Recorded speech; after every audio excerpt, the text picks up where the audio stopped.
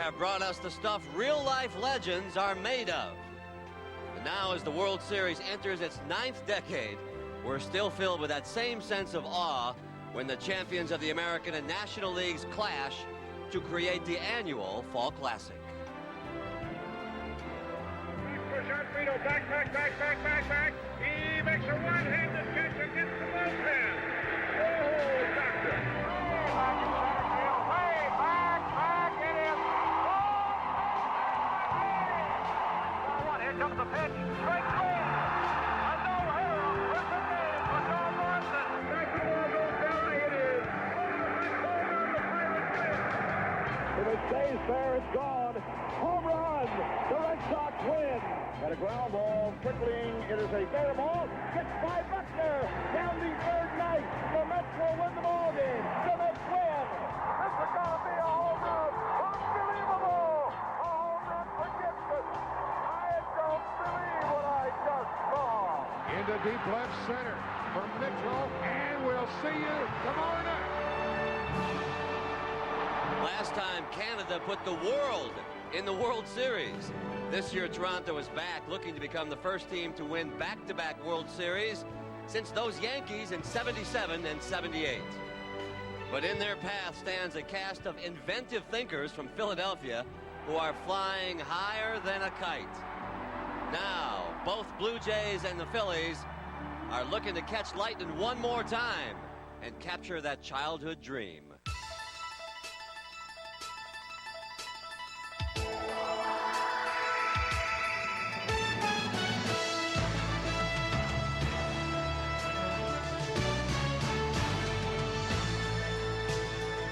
This is Toronto, Ontario. It's a city that takes its sports quite seriously. And if you're lucky enough to live here by the shores of Lake Ontario, you're enjoying that elusive dream season. And Toronto fans are confident that the best is yet to come.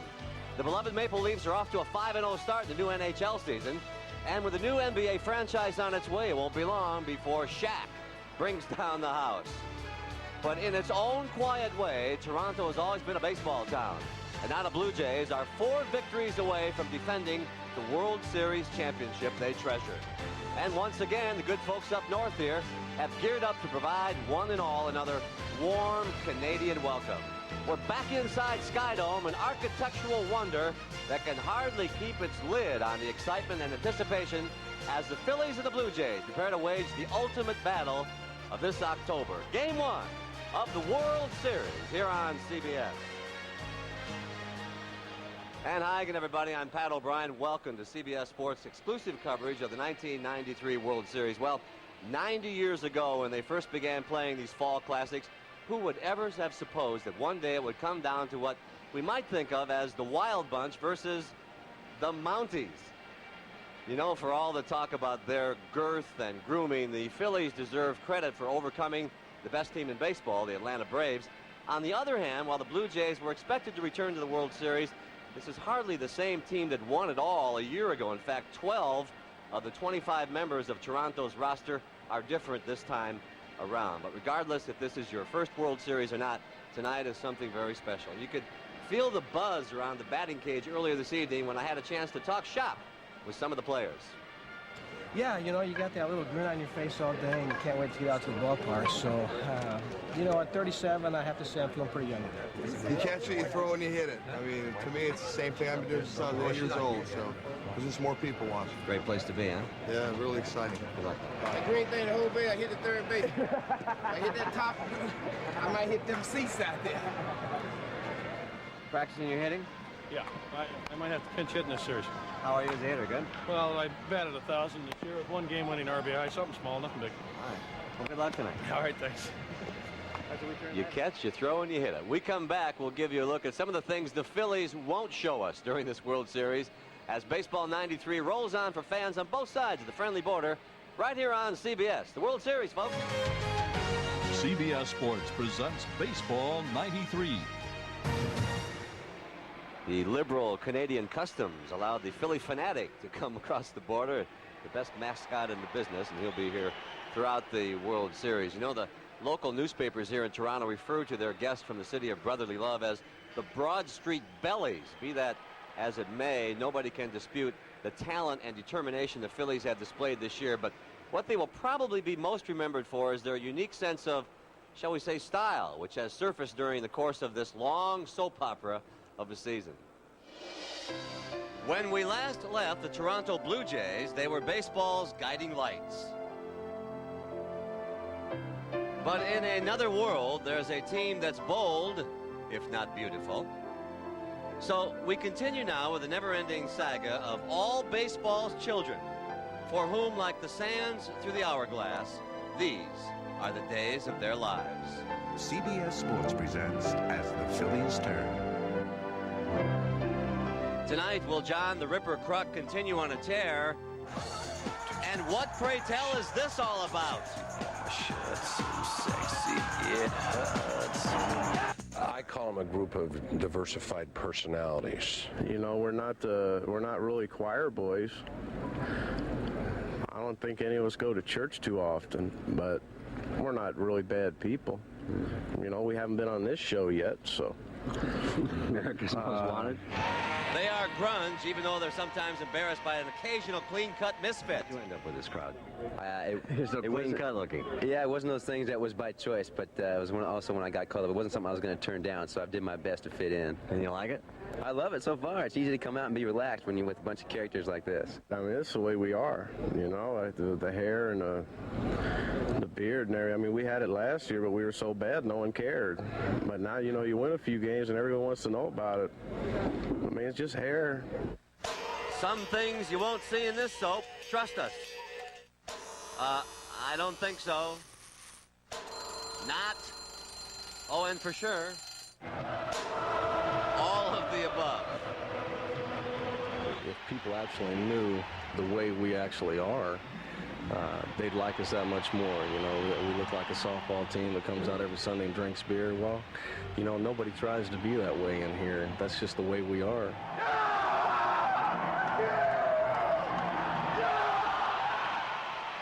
No doubt the Canadian fans must be thinking that if the NAFTA treaty ever gets passed, they'll be able to welcome these free-spirited Phillies on a tariff-free basis every day of the year. We'll be back to introduce the two teams and sing the two national anthems. So we continue from Skydome on CBS. Right after this, stay with us, Joe. World Series at Skydome in Toronto, Ontario, Canada, and a pensive Phillies starter, Curt Schilling, about to get some northern exposure. He's the first native of Alaska to start Game 1 of a World Series. And there he is. Our exclusive CBS Sports coverage of the 1993 World Series will continue after a message from your very own local station. Inside Skydome, it's time to meet the members of the National and American League champions. And here now is Skydome public address announcer Murray Eldon. And now, tonight's starting lineup, beginning with manager Jim Fregosi.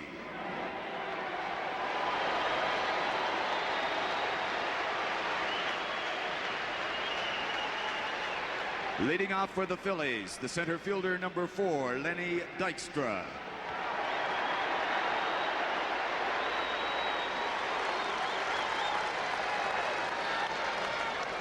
Batting second, the second baseman number 7, Mariano Duncan.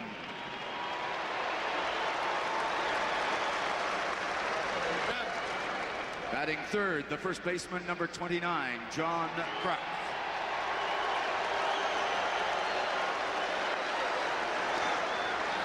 Batting fourth, the third baseman number 15, Dave Hollins.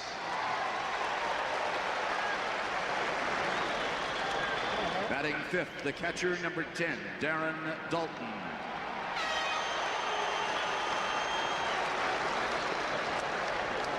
Batting sixth, the right fielder number 8, Jim Eisenreich.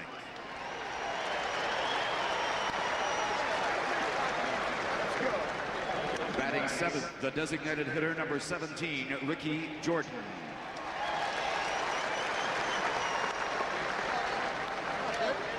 Batting eighth, the left fielder number 25, Milt Thompson.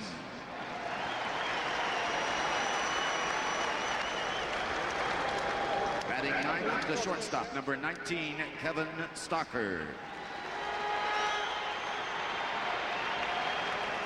Tonight's starting pitcher warming up in the bullpen, number 38, Kurt Schilling.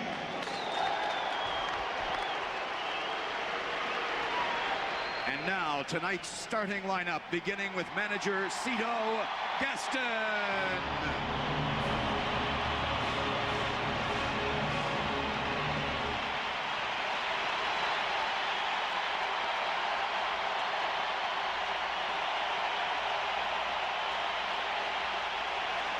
Leading off the first for the Blue Jays, the left fielder, number 24, Ricky Henderson.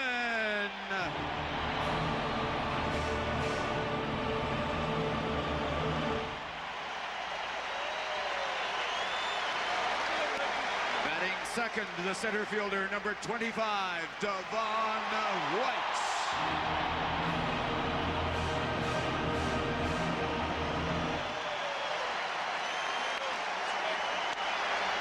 Batting third, the second baseman, number 12, Roberto Alomar.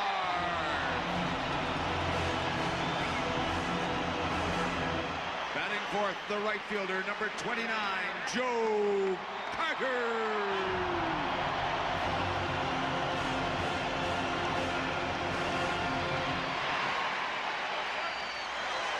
Batting fifth, the first baseman, number 9, John Olerud.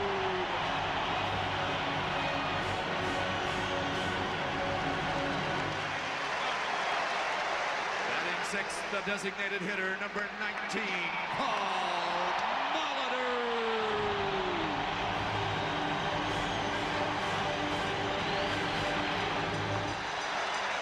Batting seventh, the shortstop, number 1, Tony Fernandez.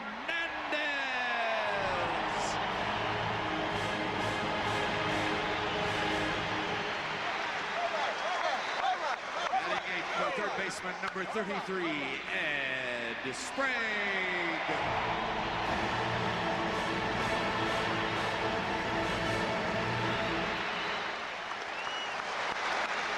Batting ninth, the catcher, number 10, Patch Borders.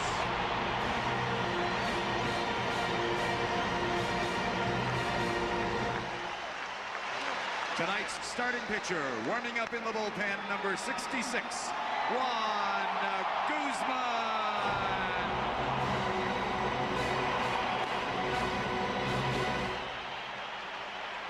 Ladies and gentlemen, please give a warm Sky Dome welcome to the Queen of Soul, Arista recording artist Aretha Franklin, who will sing the American National Anthem for this evening's game. Accompanying Aretha are the U.S. Marines Color Guard and the Royal Canadian Mounted Police Color Guard. Oh, say, can you see by the dawn's early light, which so proudly we hailed at the twilight's last gleam, whose broad stripes and bright stars through the perilous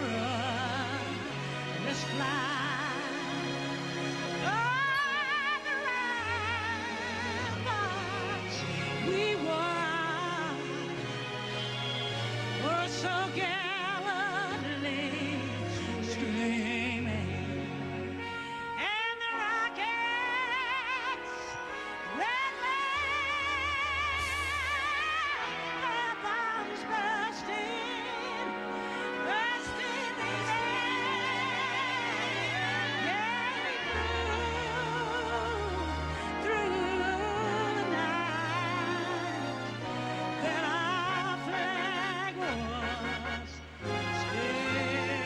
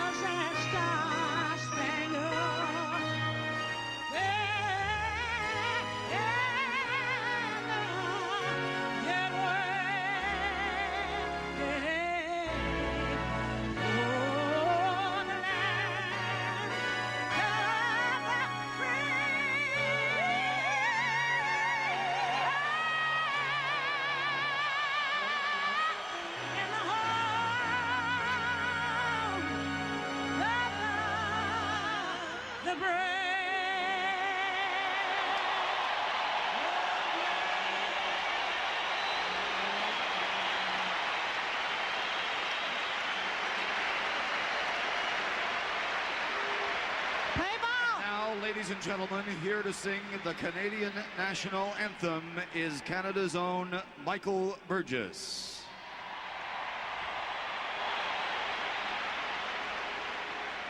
Oh, Canada, our home and native land, true patriot love in all our sons' command, partumbrasse porte le paix, il sait porter la croix. Ton histoire est une épopée des plus brillants exploits. God keep our land glorious and free.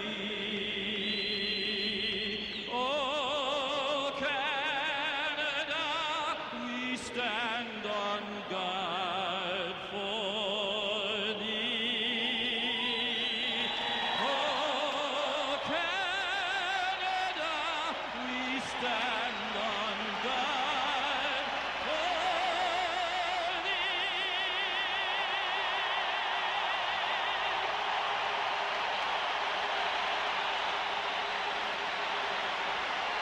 Thank you and merci. Time now to put you in the capable hands of Sean McDonough and Tim McCarver, who will call the action for you as we close in on Game 1 of the 1993 World Series. Gentlemen, have a great series. Over to you. Thank you, Pat, and good evening, everybody. Sean McDonough with Tim McCarver. Great to have you with us for Game 1 of the World Series. And, Tim, they say that appearances can be deceiving, and certainly that is the case with this World Series. So much talk leading up to tonight about the difference in appearance of these two teams, the Blue Jays and their clean-cut image, the rough-and-tumble Phillies. But when you look beneath the surface, you see that these two teams have an awful lot in common. Well, the reputation of the Phillies is down and dirty, and they certainly are that, but you have to look beneath that. They are a very intelligent ball club, very intelligent hitters, and they know how to win. The clean-cut Blue Jays, on the other hand, are all of that, but they are also rough and dirty. As Cito Gaston says, they're the same as the Phillies. The only difference is they shave and get a haircut occasionally. Indeed they do, and they are similar on the field as well. The Phillies led the National League in runs this season. Toronto was second in the American League behind Detroit, so we expect a high-scoring series. What else can we look for? Well, I think some of the things to look for tonight, a re-emergence of Ricky Henderson as a force. Even though he only hit 120 in the American League Championship Series, he leads. As a matter of fact, he holds the record for stolen bases in World Series play and a .412 average in 2 World Series. The one thing I think the Blue Jays will be worried about, the lack of left-handed pitchers. If you remember, Tommy Glavine and Steve Avery of the Atlanta Braves pitched very well against the Phillies, and their left-handed hitters that play every day, Dykstra, Kruk, and Dalton, and the Blue Jays have only 2 left-handers on their roster, and both of them will probably work out of the bullpen. For Jim Fregosi, it's imperative that Curt Schilling work deep into the game. Larry Anderson and David West can be looked for late in the game, but the middle relief of the Phillies is poor. And also, as Ricky Henderson goes for the Blue Jays, Lynn Dykstra is going to be the catalyst for the Philadelphia Phillies. And if he's not, the Phillies will have a tough time scoring. The Phillies send Curt Schilling out to the mound in tonight's Game 1. He'll be opposed by Toronto's Juan Guzman. The first pitch of the World Series from Toronto right after this. CBS Sports coverage of Game 1 of the 1993 World Series is brought to you by... Starting lineup for Jim Fregosi and the Philadelphia Phillies tonight. Lenny Dykstra leads off in center field. Mariano Duncan gets the start at second base. John Kruk batting third at first base. The cleanup hitter is the third baseman Dave Hollins. Batting fifth and doing the catching, Darren Dalton. Batting sixth in right field, Jim Eisenreich. Ricky Jordan will be the DH tonight and bat seventh. Milt Thompson is the left fielder hitting eighth. And the shortstop, Kevin Stocker, bats ninth. The defense for the Blue Jays, it will be tough for the Phillies to get a line drive between left fielder Ricky Henderson and center fielder Devon White. They can both fly. Joe Carter in right field. Ed Sprague will be the third baseman this evening. The New York Mets traded Tony Fernandez on June 10th for Darren Jackson, and Tony's back in Toronto.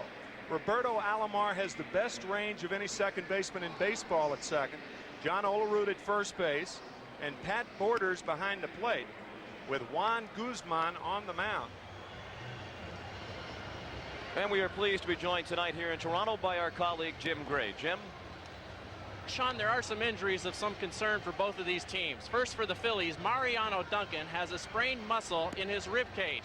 Now, he told me that he was unable to swing a bat for the past 3 days, but he came out for batting practice and he did do well, and so he will start at second base. Now, for the Blue Jays, Ricky Henderson has a very sore right hand. He injured it when he was hit by a pitch in late August. Now, Ricky told me that he feels that the hand may be broken, even though x-rays have been negative. Now, he said that he will play tonight. He's in tremendous pain, and it does hinder his swing. Sean? And on the mound tonight for the Toronto Blue Jays, Juan Guzman, the 26-year-old from the Dominican Republic. Speaking of hindering swings, as Jim said, Juan Guzman can hinder a lot of good swings. 14-3 on the year. He is 5-0 in postseason, and listen to this. His lifetime record is 40-11. That's in the regular season. When you add the 5-0 in the postseason, 45-11 lifetime. And Lenny Dykstra will lead off. He hit .305 during the regular season. This will be the first time that the first pitch of the World Series has ever been thrown outside the United States. And the first pitch of the '93 World Series, a fastball for a ball to Lenny Dykstra. Of course, this is only the 4th game played in the World Series outside the United States, and the first 3 were last year when the Blue Jays hosted games 3, 4, and 5. 1-1 on Dykstra, who had a hit in every game of the league championship series. And 3 in the last 3 games of the 1988 series. So Lenny with a 9-game hitting streak in postseason play.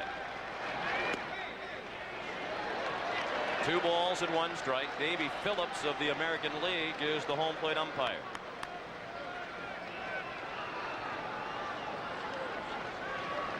Paul Runge, Mark Johnson, Charlie Williams, Tim McClelland, and Dana DeMuth for the rest of the umpiring crew. Another close pitch called the ball, and Dykstra is ahead in the count 3-1. Dykstra will probably take here. He takes often when he leads off a game 2-0 and 3-1. Tell you, talking about Guzman, there are very few pitchers where catchers just say, just throw strikes. Doesn't matter where they are, just throw strikes. Tough to tell where a couple of those pitches missed. Guzman appeared to be very close to the strike zone, if not in it. But 4 of the 5 pitches were called balls. Dykstra, like his counterpart Ricky Henderson, that pitch looked a little low, but his counterpart Ricky Henderson, both of them work the strike zone like an accordion, trying to duck under balls, and they're always a moving target, and they're tough to call balls and strikes for a home plate umpire. Mariano Duncan is the hitter.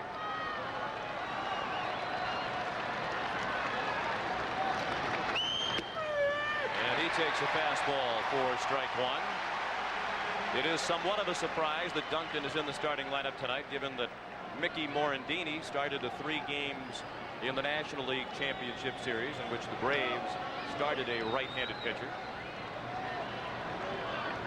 And as Jim Gray told you, Duncan has been bothered for a while now by the sore rib cage.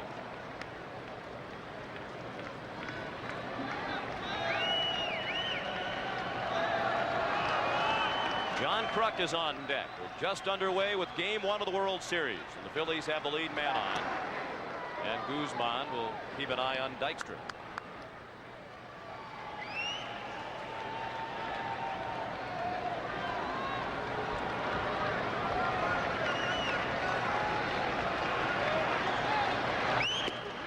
A ball outside. And a ball and a strike on Duncan. That last pitch registered 94 miles per hour on our radar gun downstairs. Talking to Pat Borders yesterday, and Pat said that he could put down 1 finger all night for Guzman. That's how much movement Guzman has on his fastball in the strike zone. It's all over the place. 26 wild pitches on the year.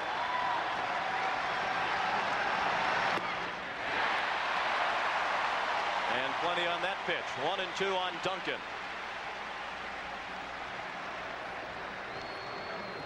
Guzman with 194 Ks on the regular season, but that's that fastball we were talking about. You can blow it by most hitters. Dykstra stole 37 bases during the regular season. He was only thrown out 12 times, and he's running with the pitch, which is a ball. Borders throw, gets by Alomar, and is backed up by Fernandez. So Lenny Dykstra has the first stolen base of the World Series, and he's in scoring position with nobody out in the first. Dykstra with a tremendous jump. Borders had no chance. You see that funky little move of Juan Guzman. He picks his leg up and then straightens it out.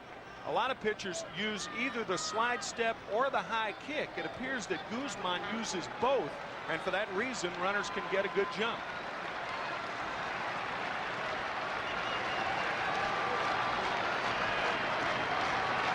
The 2-2 to Duncan.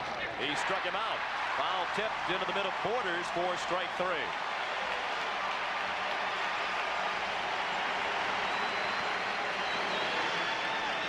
Borders setting up outside, and that's where he got it.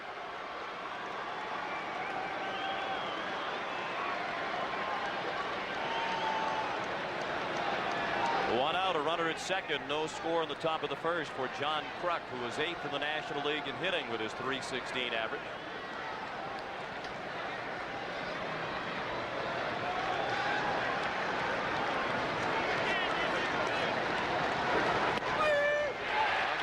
Because they play in different leagues, these two teams do not know much about each other, but Juan Guzman said he thought he got a pretty good idea of how to pitch to the Phillies by watching several of the NLCS games on TV. Juan particularly paid attention to Game 4, the game started by John Smoltz of Atlanta, because Guzman thinks that he and Smoltz have similar pitching styles. The scouts, by the way, before the Toronto Blue Jays that scouted the Phillies, Al Lamacchia and Moose Johnson. Moose Johnson was a scout with the Phillies for 25 years before coming to Toronto a couple of years ago. Mike Arbuckle was a scout for the Phillies against the Braves, and while he was covering Atlanta, Jimmy Stewart and Ray Shore covered the Toronto Blue Jays. They have passed along whatever tidbits they could ascertain about the opposition. And the 0-2 to Kruk. There's a fastball inside. Another 94-mile-per-hour fastball from Guzman. Jim Fregosi. The World Series for the first time as a manager or a player.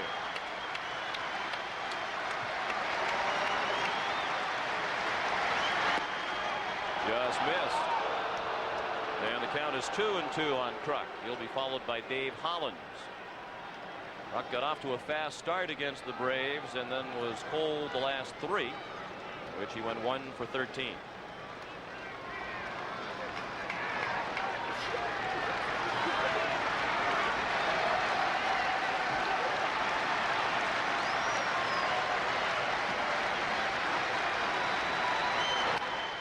In many ways, John Kruk has become the poster boy for that rough and tumble Philadelphia image of which we were speaking. And when Juan Guzman was asked at the press conference yesterday his feeling about the Phillies and their appearance and all the conversation about it, he said, well, to me they look like a bunch of truck drivers. I'll tell you, if John Kruk's a poster boy, it's a big poster. When Kurt Schilling was asked about Guzman's comment, he said, he's right, we do look like a bunch of truck drivers. Another 2-2 pitch. Fastball fouled away to the left. 2 balls fouled away to the left. John Kruk, I think with 2 strikes, he has more of a tendency to go to left field, and a bit surprising that Devon White is playing John almost straight away in center field. In the air, John will go to left. 30 of his first 33 major league home runs were hit to left field.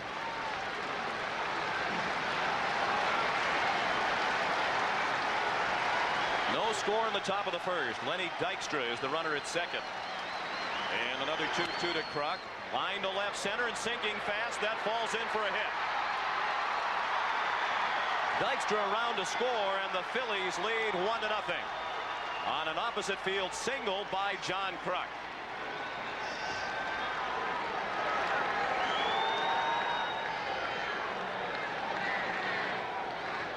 Kruk had 85 RBIs during the season. During the league championship series, the first 3 games he was doing well. He was 5 for 11, but only 1 for 13 in the last 3 league championship series games, but puts the Phillies in front with the first hit of the ball game.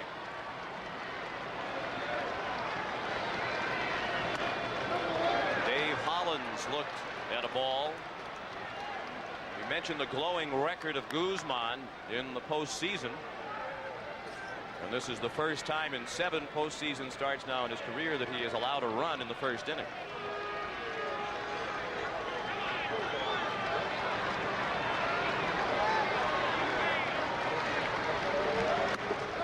Ball 2-0 on the switch hitting Hollins. He's a better right-handed hitter. Dave hit .330 during the regular season from the right, only .237 from the left. Pat Borders at the mound to speak with Guzman, and manager Cito Gaston will join the conversation.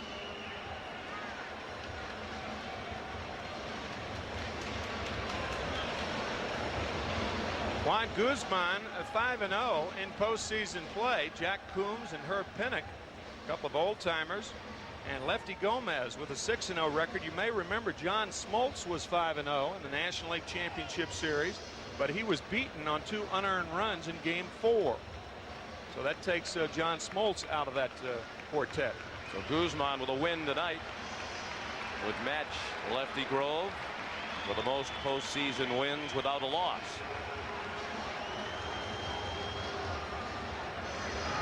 Lefty Gomez, pardon me. 1 run in, and the Phillies have Kruk at first with 1 out and a count of 2-0 on Dave Hollins.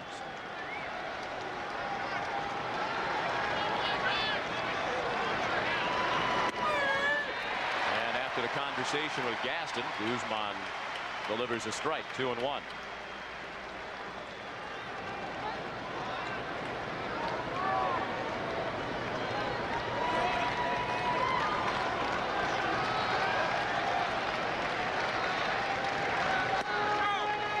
Outside, 3-1 on Hollins.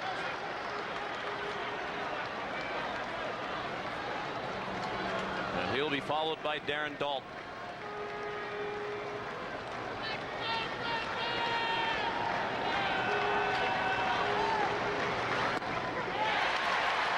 Hollins couldn't get to the high fastball. We talked about the notoriously quiet crowds here in Toronto, and certainly saw an exception to that during the pregame festivities, but with the run the Phillies have scored here in the first, it is very quiet again.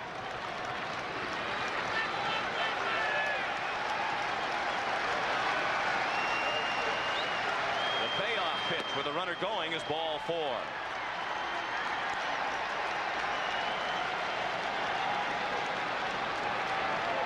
The Phillies love to face a pitcher who has control problems because they're a power hitting team, and 3 of the top 4 positions as far as walks are concerned and leaders in the National League were held by Philadelphia Philly batters. So they will not help Guzman out and swing at balls out of the strike zone. As a team, they drew 665 walks during the regular season in 162 games. Darren Dalton, one of those patient hitters, who walked 117 times during the regular year. He's up with 2 men on and 1 out. 1 run in. The Phillies lead 1-0. Guzman has walked 2 in the inning. He's given up the RBI single to Kruk, and he has a strikeout of Duncan to his credit. I think when Cito Gaston came out to the mound, it was just to reassure Guzman that he thought some of those strikes or those pitches to Dykstra were strikes also, and I think Borders thought that pitch was a strike. And he took off his mask and said something to Dave Phillips, the home plate umpire. Usually umpires don't mind if a catcher keeps his face straight away to center field, and he'll allow him a little more leverage in what he has to say. Davey Phillips in his 23rd year as a major league umpire, looking his 4th World Series. He's the crew chief for the 6 umpires assembled.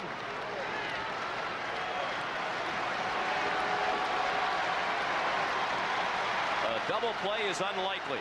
Dalton batted in 136 double play situations this season, bounced into only 2.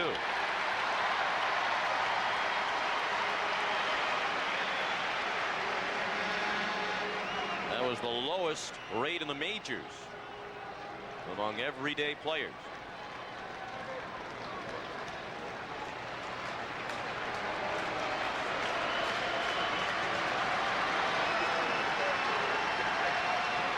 The 1-2 pitch. Lined into right for a hit. Kruk will be waved around by Boa. Carter kicked the ball in right, and the Phillies lead 2-0.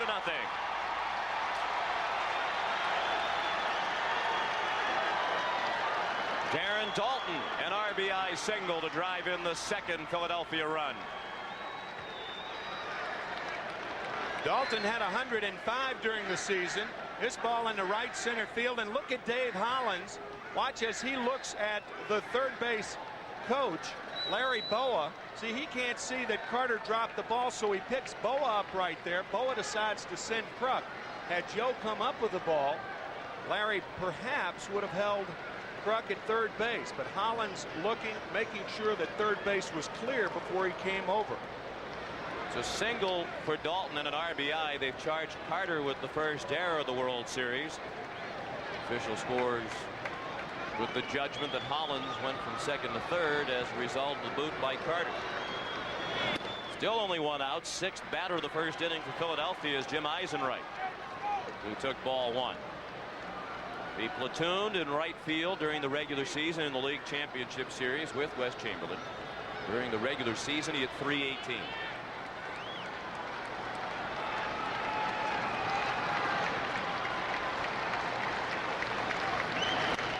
Check swing and a foul ball past Larry Boa in the third base coach's box. 1-1 on Eisenreich.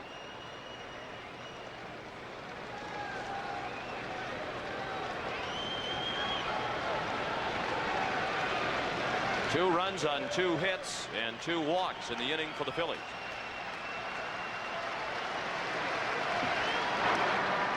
And Dalton will occasionally steal a base. He's 37 in his career. He was perfect 5 for 5 this year.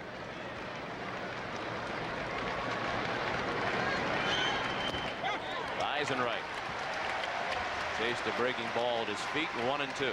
That's a terrific play by Pat Borders. That ball in the dirt certainly saved a run. Borders, a converted catcher back in 1988, makes a nice play on that slider. He started his professional career as a third baseman. When he first made the transition to catcher, he had absolutely no idea what he was doing back there and was terrible at blocking the ball. Breaking ball got Eisenreich. On the 31st pitch of the inning for Guzman, that's the 2nd out. So Guzman got ahead and expands the strike zone. Both the 0-1 and the 0-2 pitch are the slider in the dirt, and a pitcher has to have confidence in a catcher like that, a guy like Borders who can block the ball. 2 nice plays. And the DH is Ricky Jordan, used primarily as a pinch hitter this year by Jim Fregosi.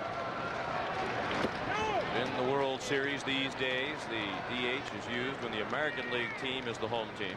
Pitchers will hit in the games played at Philadelphia. Big question on the Philadelphia side leading up to tonight's game 1 was who would be the DH. Would it be Jordan or Eden Cavilion? Jim Fregosi elected to go with Ricky Jordan.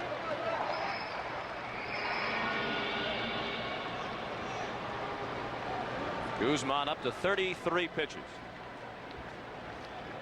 More or less a 50-50 split, strikes to balls.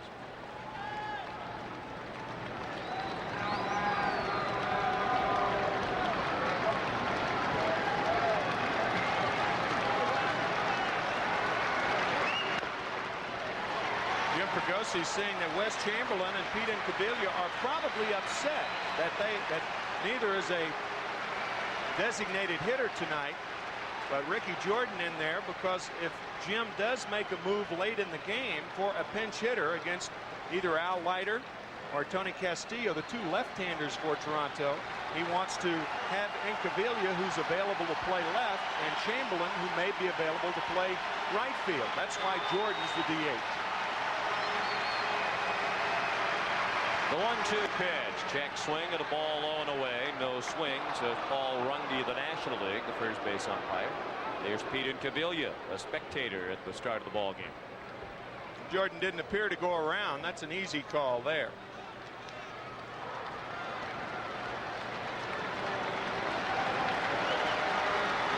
Two balls and 2 strikes, 2 outs, 2 men on.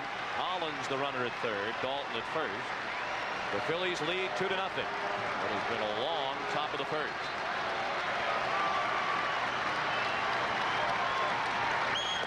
He struck him out. Guzman went to the breaking ball late in the inning, and it helped get him out of the inning, having allowed just the 2 runs.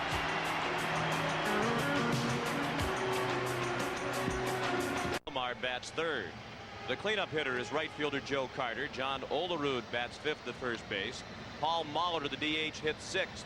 Tony Fernandez is the shortstop, batting 7th. Ed Sprague at third base hits 8th, and the catcher Pat Borders bats 9th.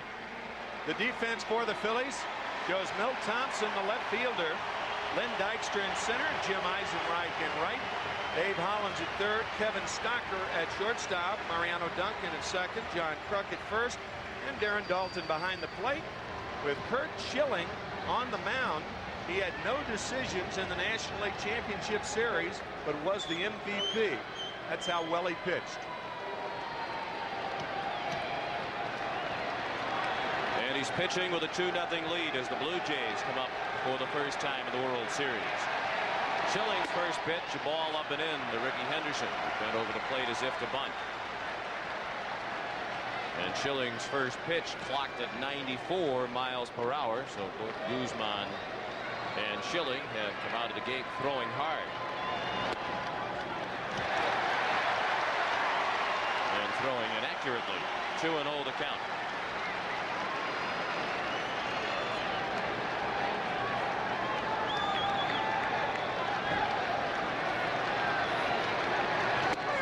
A strike at the belt. Henderson did not provide much of a lift to the Toronto offense when he came over to the Blue Jays in a midseason trade for top pitching prospect Steve Carsey. 44 games with the Jays. Ricky hit only .215.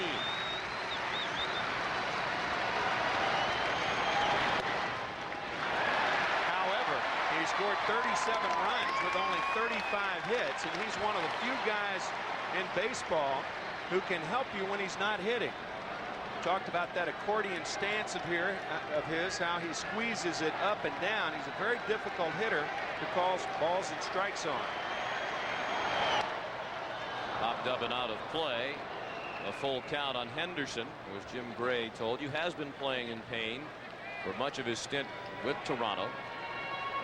Ricky suffered a bone bruise on his right hand as a result of being hit by a pitch by Seattle's Jeff Nelson on August 22nd. And his left hand has also been sore since early August when he strained a tendon while doing some exercises designed to strengthen his left shoulder. Ball 4.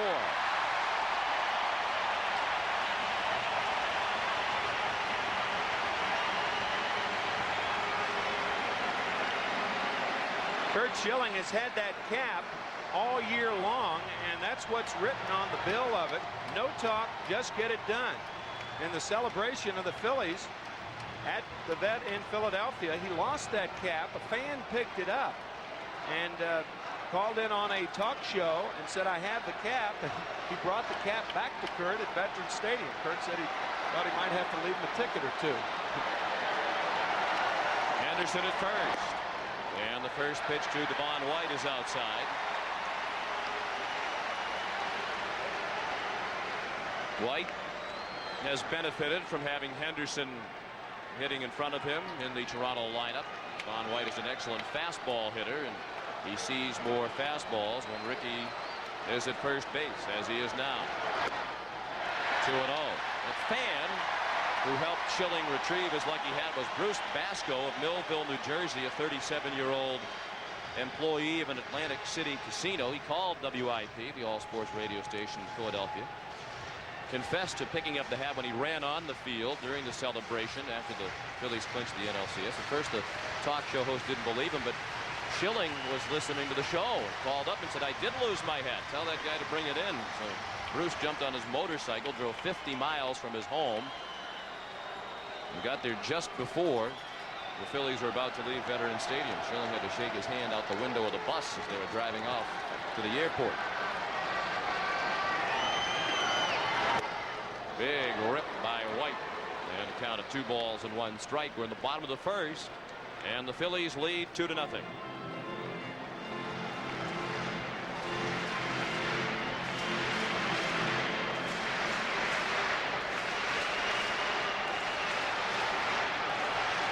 Dalton keeping an eye on Henderson, as is Schilling.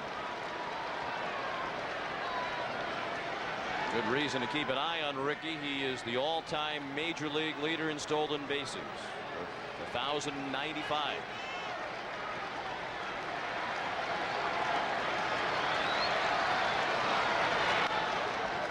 That's 1,095 stolen bases during the season. He has 24 in postseason play. During the opening, I said that Ricky Henderson leads the World Series players, or players in the World Series, in stolen bases. That's not right.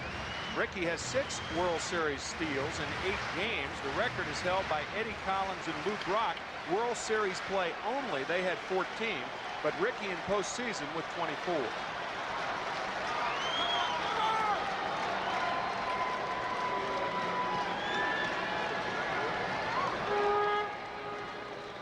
The flip side of that is it isn't very easy to steal on Schilling. And Philadelphia's staff in general does a good job holding on runners. Ricky bluffed, and it's a double play ball. Stocker to Duncan. Double play. Very close at first, but Devon White called out. 6-4-3, 2 outs, and the base is now empty.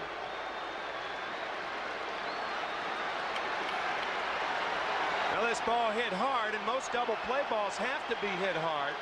But when you consider the speed of Devon White from the left side, getting down to first base in a hurry, and that was a very close play at first base.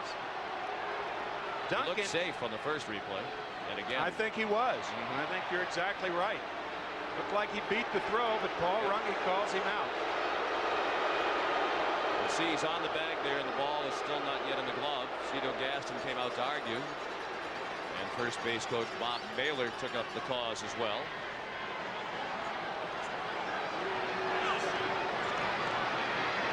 The reason that double play took so long in developing is that a left-handed hitter was up. Mariano Duncan was not cheating close to second base and had farther to go than he normally would have. He looked safe at first.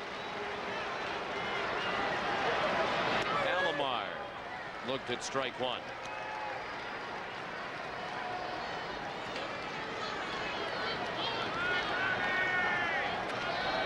Two 2-0 Philadelphia. 2 outs, so the base is now empty in the bottom of the first.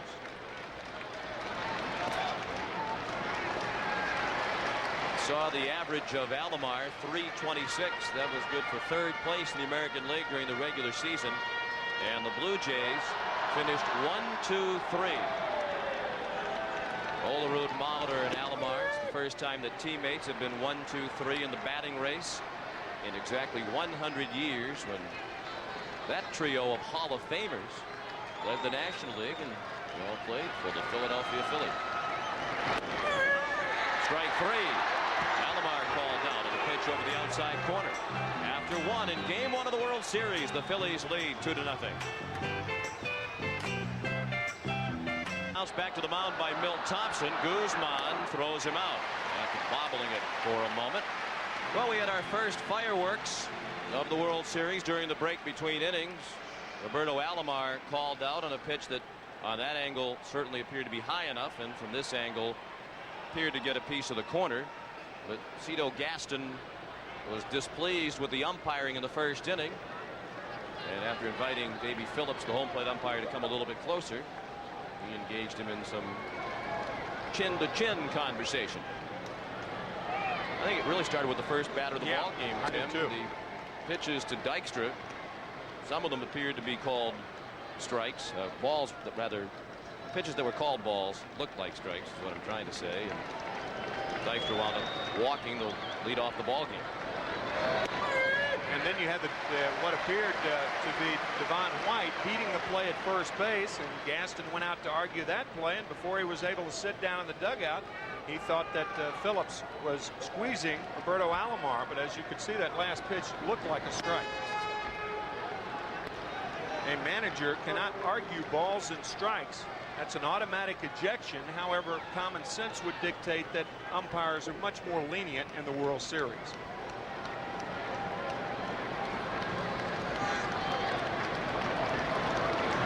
And of course, Cito Gaston is considered one of the most mild-mannered of the major league managers. But it didn't take him long to get hot tonight. His team trails 2-0 in the top of the second. One out of the base is empty, and 3-1 is the count on the shortstop, Kevin Stocker. John Olerud will play it himself. Slide in the first to beat Stocker for the second out of the inning. And Guzman has now retired 4 in a row since the RBI single by Darren Dalton that drove in the second run. Baseball went 100 years since their last worst to first team back in 1890. The Louisville Colonels did it in what was then a major league, the American Association, and it's happened 3 times in the last 3 years. Minnesota and Atlanta, the year that the Twins won the World Series, and in 1993 the Philadelphia Phillies. They were in last place last year, first place this year.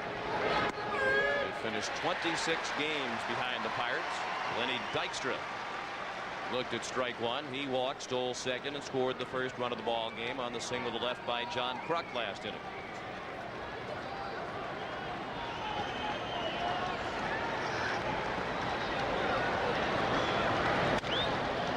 Fouled out of play, 0-2.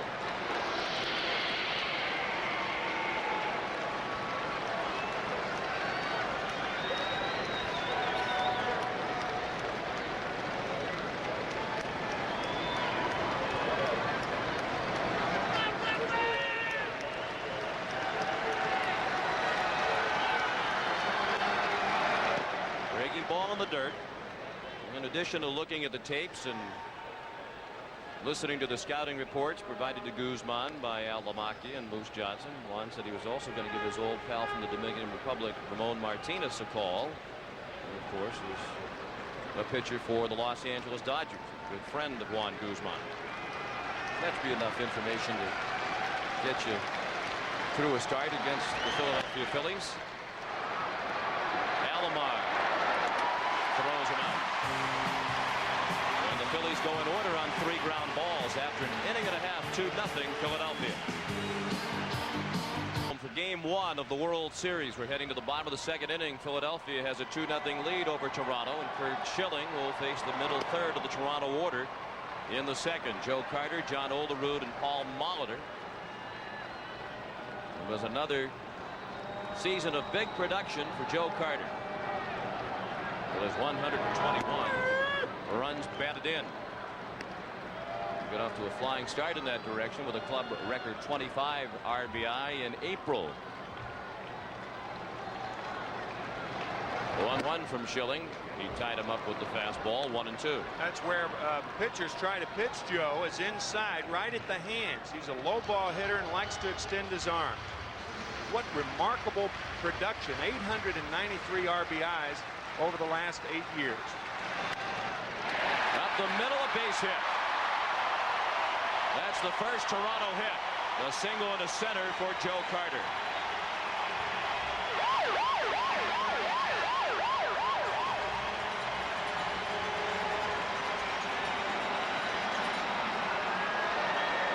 Schilling gets the ball away from Carter. I'll tell you, those last 2 pitches, the 1-1 pitch in on the hands, and the 1-2 pitch out over the plate, and that's what we were talking about Joe Carter. He loves to extend his arms. Oh, a pretty good pitch to most hitters, but not to Carter. And it looked like Dalton was again set up inside, but Schilling missed the target. Now John Olerud, who led the American League with his .363 batting average. Much of the year he flirted with the 400 mark.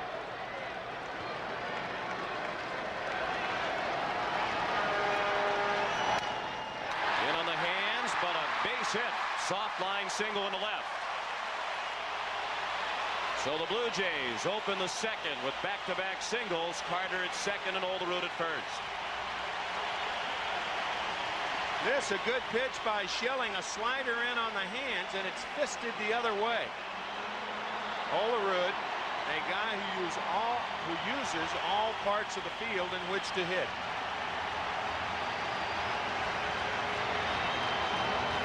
Now Paul Molitor, who finished second to Olerud in the American League in hitting at .332. In 22 homers, drove in 111. It was his first season of 100 runs batted in or more in his 16-year career. It came at age 37.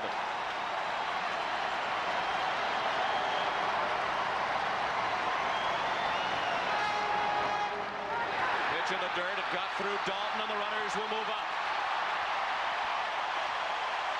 And now the tying run is at second base for Toronto in the second. I think Molitor may have blinded Dalton.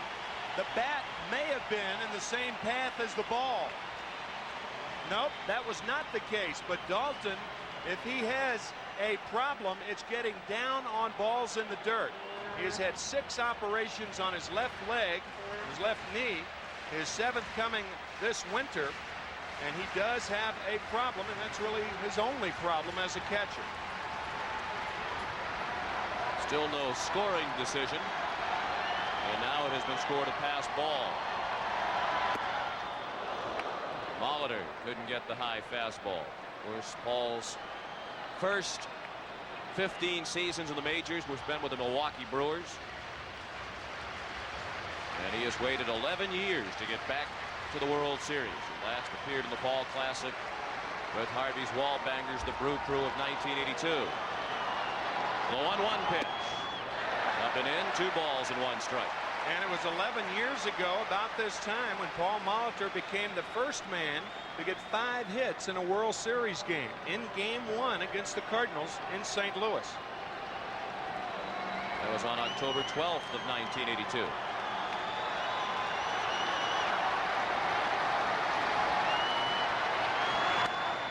Well hit on the ground, backhanded by Duncan, and safe at first is Molitor. Carter scores the first Toronto run.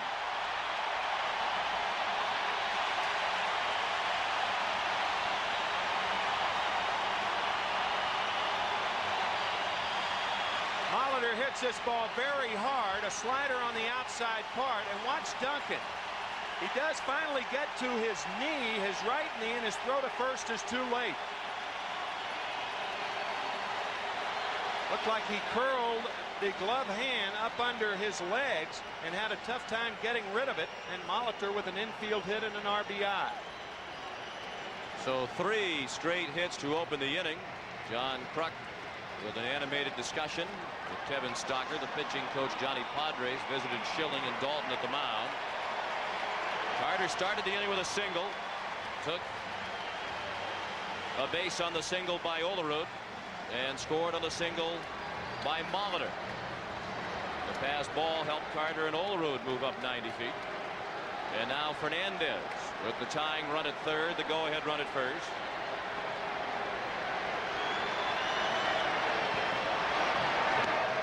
Swing and a miss for strike 1. Funny what that pass ball did. If you have runners on at first and second, nobody out, Duncan's closer to the bat. Of course, you don't know whether Molitor would have hit the same pitch out there. You don't know whether Schilling would have pitched him that way, but nonetheless, it could have been a double play with 2 out and a runner on at third. As it is, the Phillies have no one out.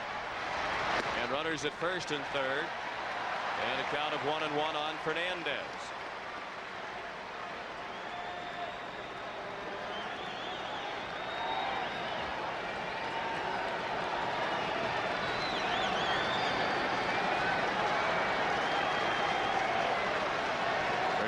In his first World Series game. And he pops one out of play to the left. Tony was not a member of the Blue Jays last year when they won the World Series. He's one of the 12 new faces.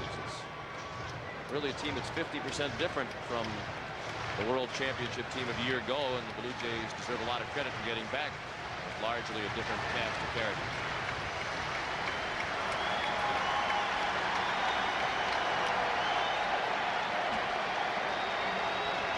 The 1-2. Chopped slowly towards second.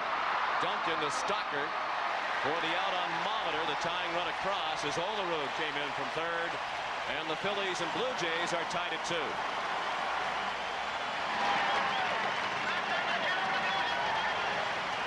Ball not hit hard enough for a double play, a high chopper, and Duncan properly goes to second, and Stocker makes sure of one. Molitor almost beat that play.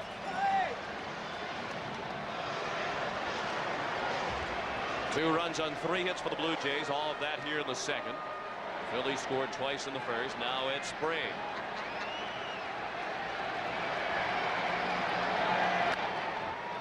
He popped up the first pitch straight back and out of play.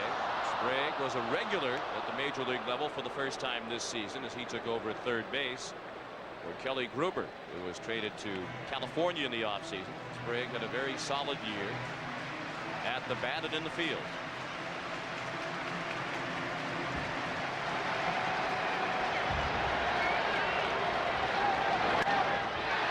Base hit past the diving Stocker. Hernandez round second. He'll stop midway between second and third, and he's just back safely.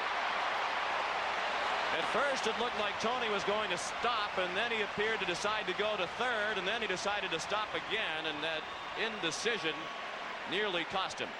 You've heard of middle infielders decoying a runner at first base. Well, runners going from first to second decoy outfielders too. You can see Fernandez almost came to a stop, then he turned it on, and now he gets back to second, and he's called safe. See, he almost stops right there, and now he's trying to decoy Dykstra into making a lollipop throw into third, but he's safely back into second base, not even close, really. 4 hits in the inning, still only 1 out. Pat Borders the hitter. And he looked at a breaking ball high, ball 1. It's certainly not where Schilling intended to throw that pitch.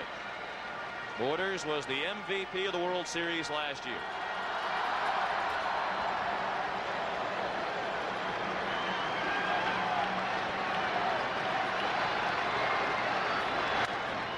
Check swing, caught by Kruk, race to the bag, won by Sprague because Kruk fell down.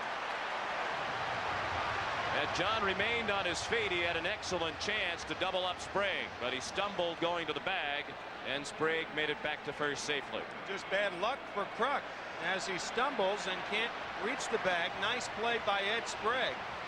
Runners are often told, watch the line drive. That's easier said than done.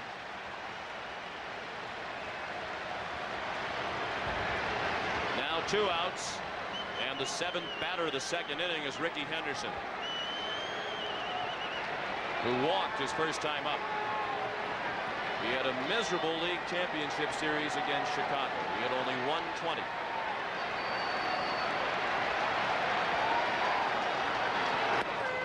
And there was even some talk that perhaps here in the World Series, when the scene shifts to Philadelphia and they try to find a place for Paul Molitor, Molitor would play left field because of the struggles of Henderson. Cito Gaston said yesterday, Molitor won't play left field unless everybody else on the Blue Jay team is dead. And rather definitive as well. And there's Molitor, and there's Ben Rivera, who has started throwing in the Philadelphia bullpen. We're tied at 2. As you might expect with these 2 high-scoring teams, game 1 is off to an offensive start. Come on, Ricky, you can do it, Ricky. You can do it.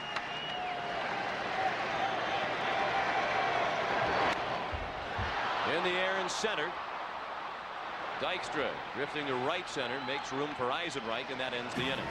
2 runs on 4 hits off Curt Schilling in the second after 2. 2-2 the score. Only gave up 3 earned runs in 16 innings of work in the league championship series against Atlanta. Knocked around 4 hits and 2 runs. in the second inning of Game 1 of the World Series by the Blue Jays. So we're tied at 2 as the Phillies bat in the third. Mariano Duncan to lead off. He struck out swinging his first time up. John Kruk on deck, and then Dave Hollins against Juan Guzman. After a sloppy start, has retired 5 in a row. You can almost sense a more relaxed delivery on the part of Guzman since that first inning, and certainly that's normal. Nervous in the first. Duncan with a shot in the left and a base hit. Kicked momentarily by Henderson, but he got on top of it quickly, and Duncan has a leadoff single. This ball hit hard to left field. That unusual swing by Duncan.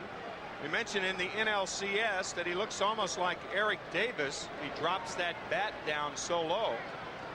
A momentary bobble by Henderson didn't hurt. John Kruk singled to left to drive in the first run of the ball game in the first inning. He scored the second run. He came in on a base hit by Darren Dalton. Funny, Duncan holding his hands down low around the belt, and contrast that with John Kruk and how he holds the bat above the helmet. It really doesn't matter how you start as far as your stance is concerned. It's where you are when the ball's about 15 to 20 feet from home plate, and all good hitters are almost in the same position. As Dennis Menke, the Philadelphia batting coach, says, with Kruk's stance, his approach is really based on timing. Timing is so important in his swing that if he gets just a little bit out of sync, he can have a little bit of a downturn as he did late in the regular season. And the last 3 games in the LCS when he went 1 for 13.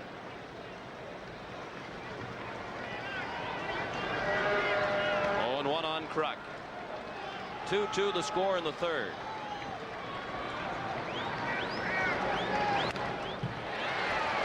Oh, and 2 the count on Kruk.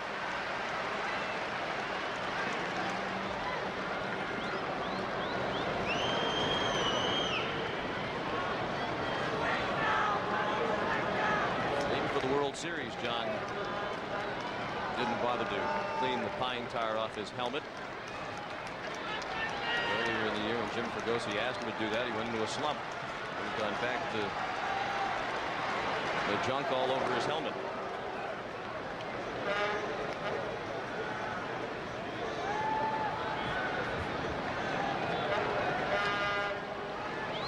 Fans up here in Toronto getting their first taste of Krukisms. In large doses. A popular figure at the press conference yesterday, and was surrounded by reporters and cameras as the Phillies took batting practice. Of course, the papers had picked up right where they left off. The Phillies' appearance, so much of a topic of discussion and print during the LCS, and that has continued. The World Series previews. Pitch in the dirt, an excellent pitch on which to run for Duncan, and he steals second without a throw from Pat Borders. So the Phillies, not known as a running ball club, have 2 stolen bases in the first 3 innings. But see, this is where, if you've never seen a pitcher before, a go-ahead scout can really help a ball club. How long does he take to get the ball to home plate? That high leg kick, and then he smooths it out almost to a slide step, and the ball in the dirt. Borders made a nice play just coming up with it. The second stolen base in 3 innings for the Phillies. And a runner in scoring position with nobody out as the Phillies try to reclaim the lead. 2-2 the count on Kruk. Ball 3 up and in.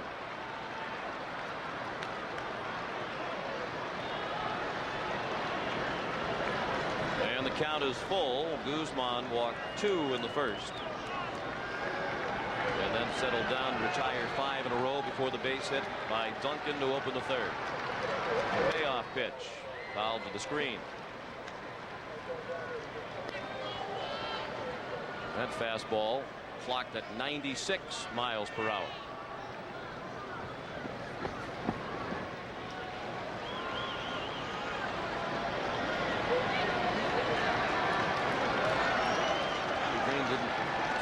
Excited to be at the World Series. Another payoff pitch. Bounced into right field. A base hit past the diving Alomar. Here comes Duncan. Carter's throw is not in time. And the Phillies reclaim the lead. It's 3-2. John Kruk is 2 for 2 tonight and has driven in 2 of the 3 Phillies runs.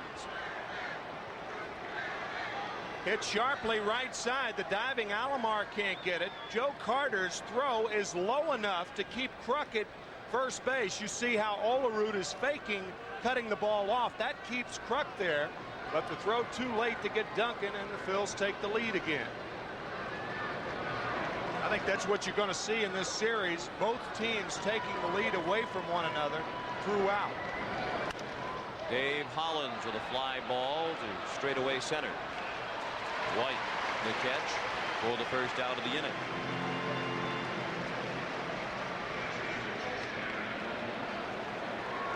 The hits are even now at 4 apiece, and the Phillies lead 3-2 in the third. Darren Dalton steps in. He singled to right to drive in a run in the first. After a slow start, he picked it up in the last couple of games of the league championship series against the Braves.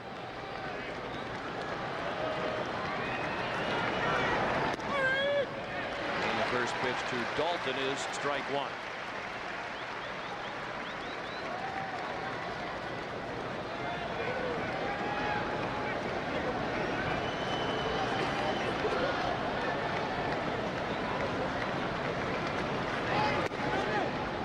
Phillies, Dalton has waited the longest and been through the most in a Philadelphia uniform leading up to the World Series, and you got the sense that his teammates were happy for themselves, but to a man they were happiest for Darren Dalton.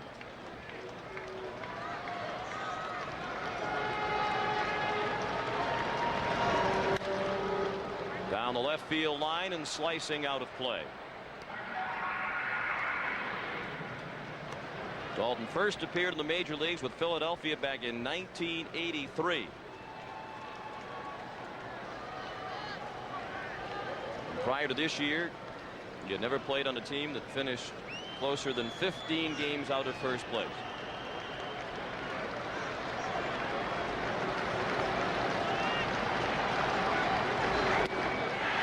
Strike 3. Dalton down swinging at the breaking ball for the second out of the inning and the 4th strikeout of the night for Juan Guzman.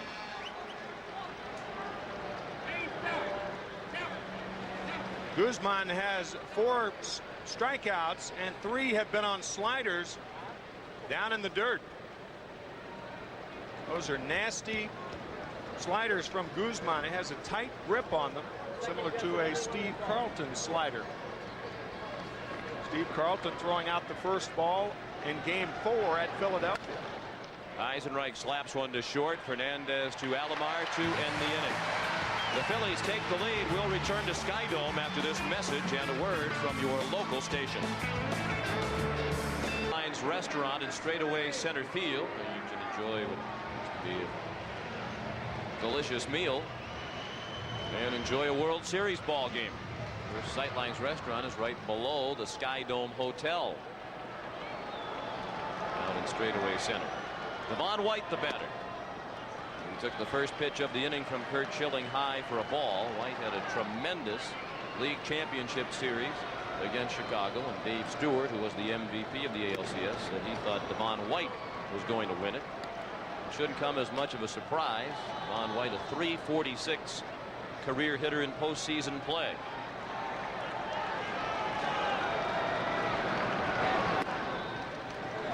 That is one of the best averages of all time. 3rd best, in fact. And look at the company. Lou Gehrig at .361 and Thurman Munson at .357. The only players with a better batting average in the postseason than White, among those who have had 100 or more postseason at bats.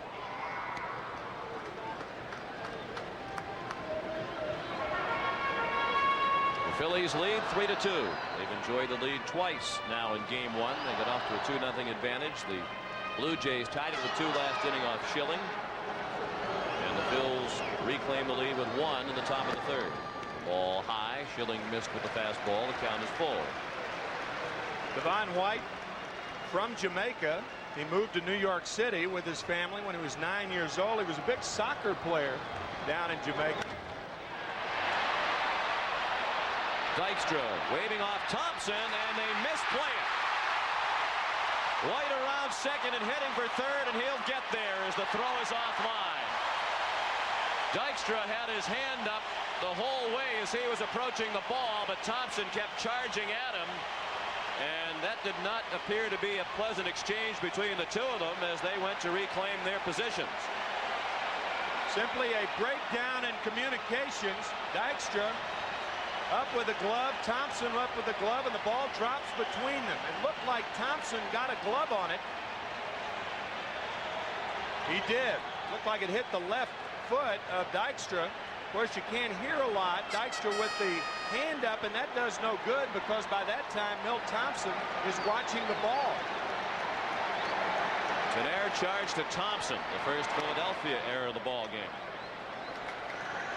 And Roberto Alomar bats with the tying run at third and nobody out. The infield is playing back.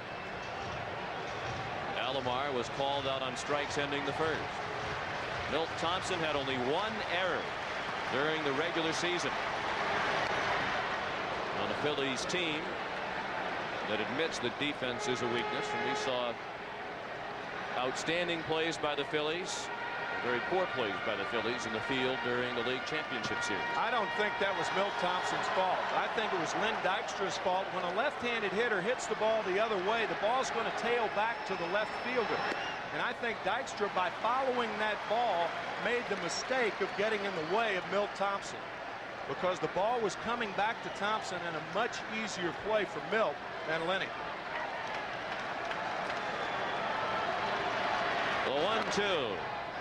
And Alomar fought it off. He'll be followed by Joe Carter.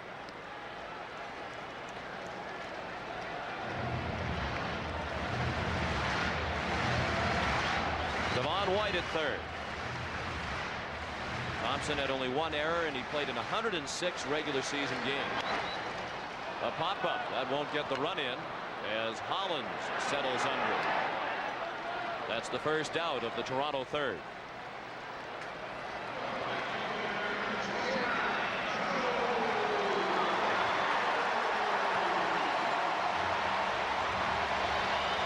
Brings up Joe Carter, who singled to center leading off the second, and he scored the first Toronto run of the ball game.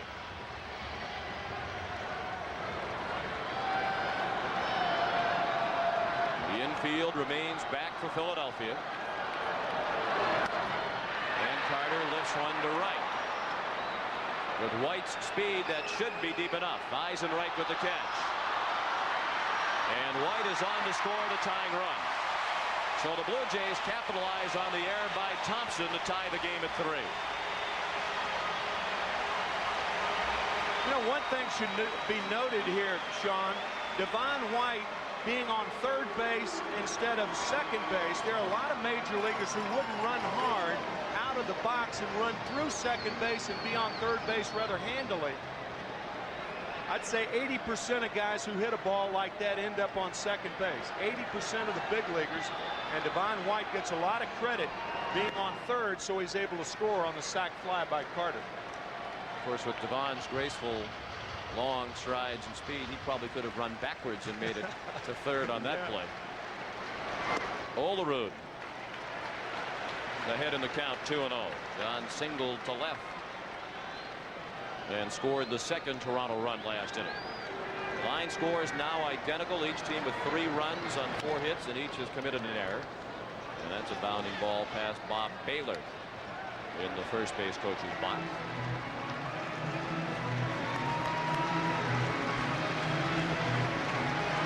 Terry Mulholland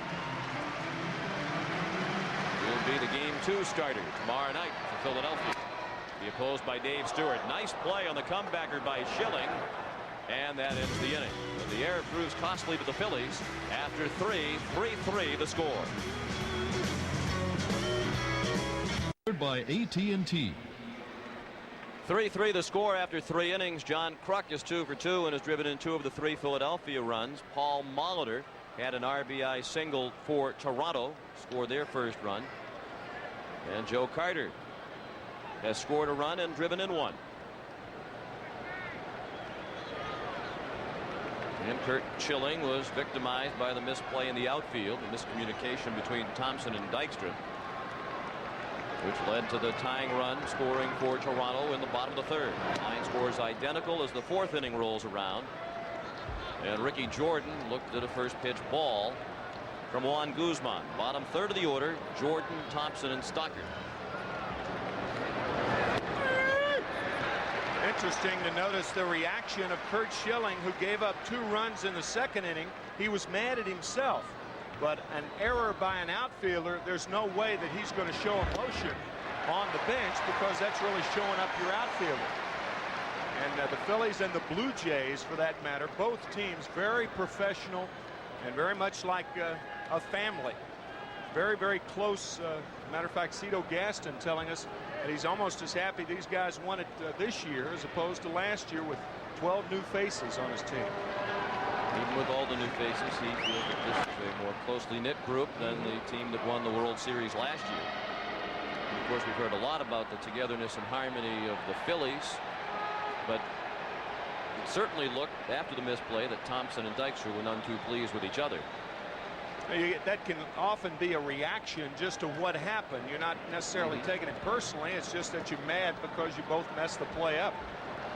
I imagine in true Phillies fashion that was probably taken care of in the dugout between innings. Davey Phillips rings up Ricky Jordan. He strikes out for the second time tonight, and that's 5 strikeouts for Guzman, 1 out in the fourth.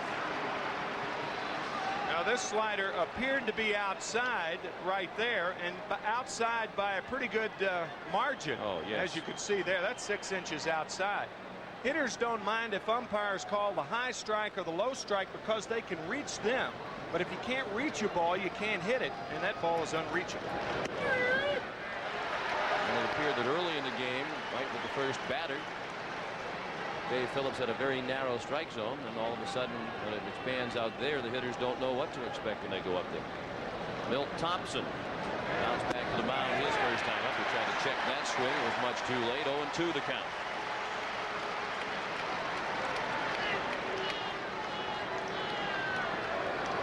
Thompson really went too far then.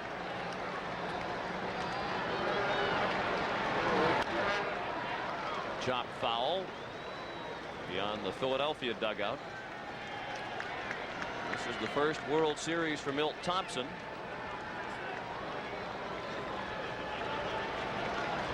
He's played more than 1,100 regular season games in his career. The 0-2. And he fought it off the other way.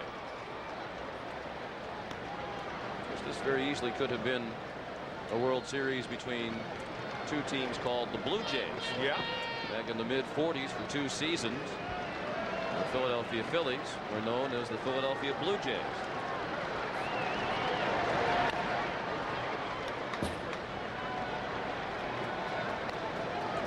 Of course, the Toronto franchise selected its nickname of Blue Jays in August of 1976. They had a name the team contest. Blue Jays was submitted by 154 participants.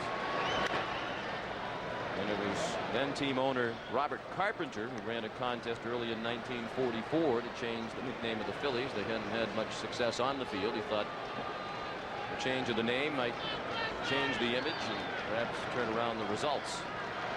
2 years for the Blue Jays, the Phillies officially restored as the nickname of the Philadelphia baseball team.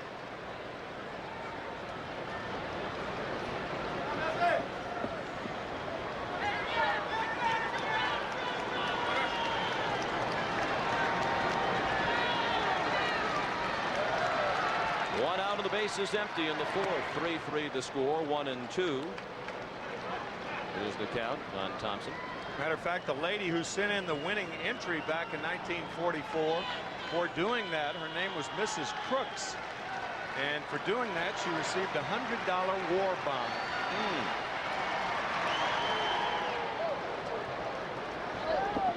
In her winning entry, which we obtained a copy of, I think it's exclusively the property of CBS. She said the Blue Jay will reflect new team spirit. It's colorful and personality.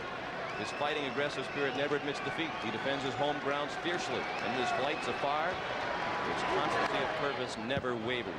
Johnny nonchalant poise, when in repose, would make a challenging insignia. No wonder they chose that. That kind of inspiring writing from Mrs. John L. Crooks of Philadelphia back in 1944. Now, of course, you played for the then Philadelphia Blue No, I Jays. didn't. I was 3 years old then.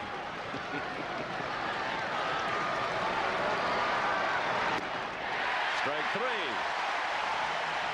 Thompson strikes out swinging. Back-to-back strikeouts here in the fourth for Guzman. He has fanned 6 tonight.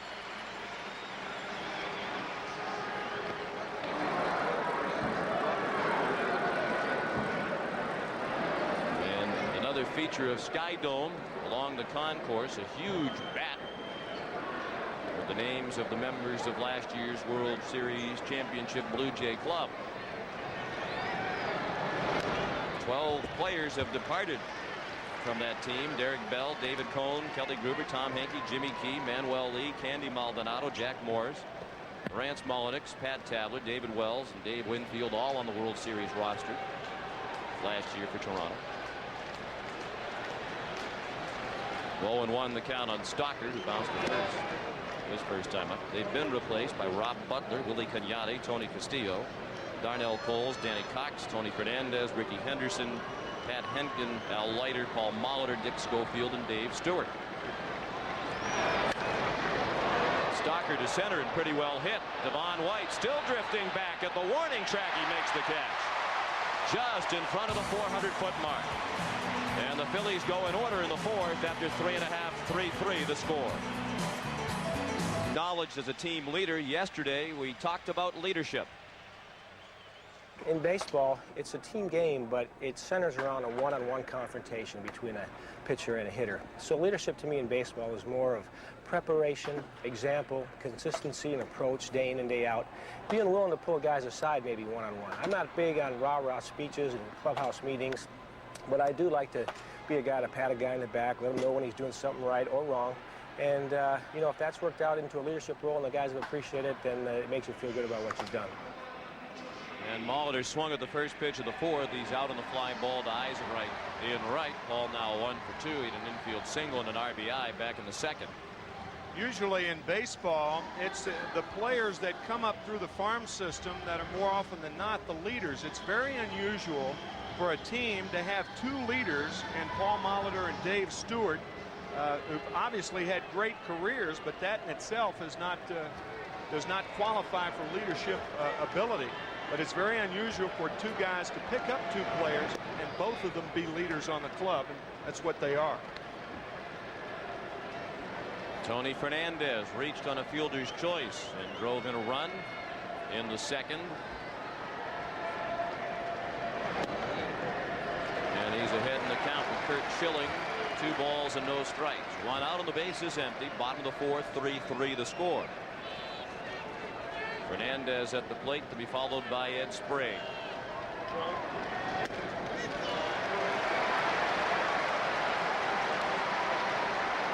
And in this ballpark we have the 2 most sure-handed shortstops in Major League Baseball history. Tony Fernandez with the lowest career rate of errors. And Larry Boa, now the Phillies' third base coach, is number 2. They actually shared the lead from time to time this year. Fernandez began the season with the lowest career error rate among Major League shortstops. Boa took over when Fernandez had a couple of errors earlier in the year.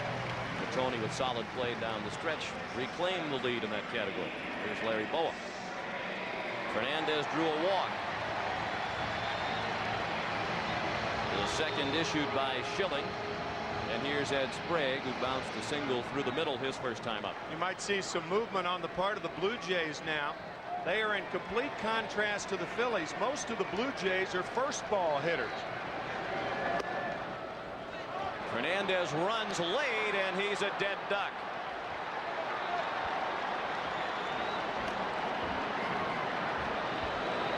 Fernandez with the delay, and Dalton was able to throw him out with ease. With the delayed steal, what a runner at first base tries to do, he tries to steal on the middle infielders, because after the pitch is through the strike zone, the middle infielders look down, and when he runs, they are usually late in covering second base, but not so Mariano Duncan. Sprague tapped one to short. Stockard throws him out, and all of a sudden that's the end of the inning. After 4, 3-3 the score. 1954.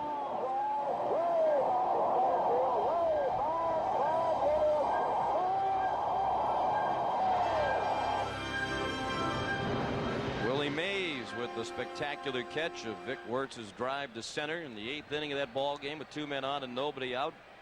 The 2-2 game at the time. New York went on to win the game 5-2 in the series over Cleveland 4-0. Larry Doby was on second base. Al Rosen on first base. Doby went to third, and from everybody that I've talked to who saw that catch, Sean, it wasn't necessarily the catch. I mean, the catch was spectacular, but it was the throw after the catch and the wherewithal of Mays to get the ball back in the infield quickly to prevent Doby from scoring. Of course, that was Cleveland's last appearance in the World Series, 1954. Philadelphia Phillies making just their 5th appearance in franchise history in the World Series. And they're tied with the Blue Jays at 3-3 as Lenny Dykstra begins the 5th. Dykstra walked, stole second, and scored in the first. He bounced to second in the second. Juan Guzman has retired 6 in a row.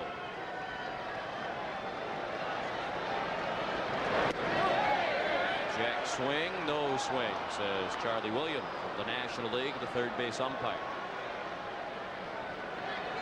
Dykstra go too far? Well, he could have. That was close.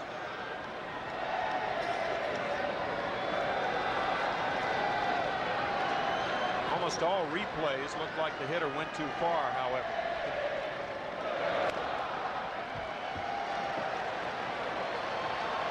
The 1-2 on Dykstra. Lenny and Ricky Henderson indirectly engaged in an exchange of words yesterday through the media. Dykstra was quoted as saying, when Ricky wants to play, he can be dangerous to the opposition. The implication being that Henderson doesn't always perform at 100% intensity.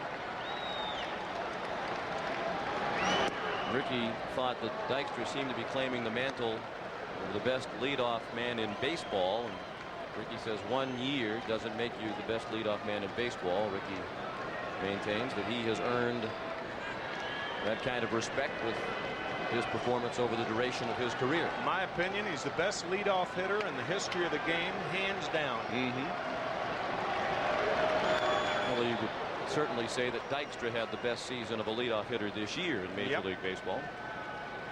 Even though Henderson, before the trade from Oakland, was having a terrific year with the Athletics, and by all rights should have been on the All-Star team, but didn't make it. Was left off by his current manager, Cito Gaston.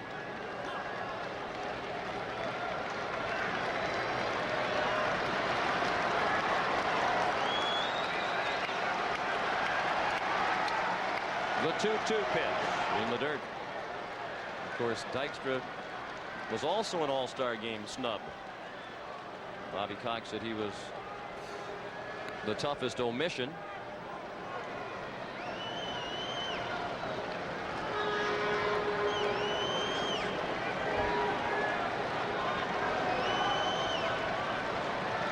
Guzman has walked 2. Both of those walks were in the first inning. He struck out 6. Payoff pitch. Sliced out of play. I think Lenny Dykstra was the toughest out in the major leagues this year because of what he just did, foul the ball back. He had 29 leadoff walks. He had a leadoff walk to lead off this game and scored a run. He is undeterred on the pitch count. 773 plate appearances this year. That's a major league record, surpassing Pete Rose in 1974. And that's a lob down the right field line, and a great catch by Alomar. The Gold Glover with a diving grab of the soft line drive over the head of Olerud. He was almost on the right field line when he made the catch. This play was awesome. The ball didn't have a lot of hang time. We talked about Alomar's range. No second baseman in baseball comes close to that ball. That is a remarkable play by Roberto Alomar. Wow. He went past the first base position to make that catch. Duncan looked at ball one.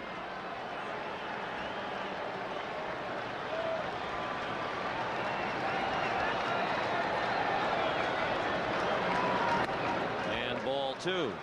I don't think I've ever seen a second baseman roam from the line to second base any wider than Roberto Alomar. He is just remarkable. He made 14 errors this year, but he's never made an error in postseason play.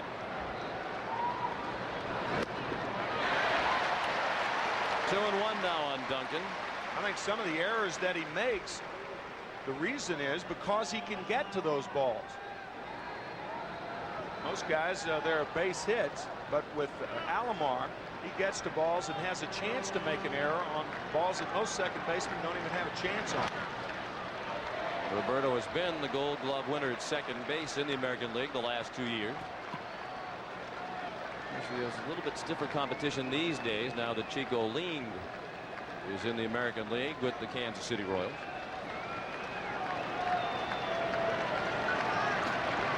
Guzman has set down 7 in a row with the help from Alomar, and that's out of play. Still 2-2 on Duncan. John Kruk to hit next. 3-3 the score in the top of the 5th. This is game 1 of the World Series. Game 2 here in Toronto tomorrow night. Games 3, 4, and 5, if necessary, will be played in Philadelphia. Games 6 and 7 are necessary. They'd be back here. And another full count for Guzman.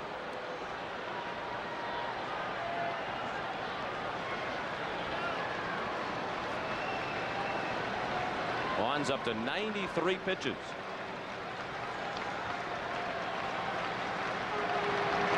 Payoff pitch. Popped up out of play behind the plate.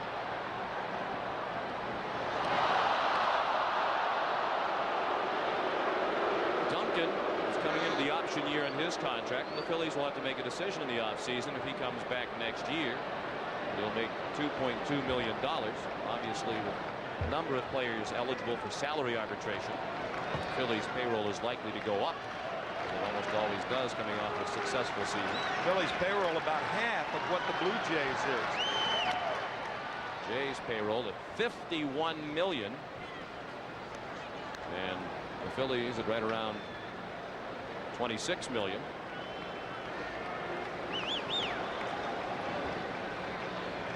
And with a $7 million per team cut in the national TV contract, teams are going to have to look at those decisions that much more seriously. Olerud runs out of room. Popcorn, peanuts. Caramel popcorn. Doesn't look like popcorn business is very good in the upper deck behind the plate.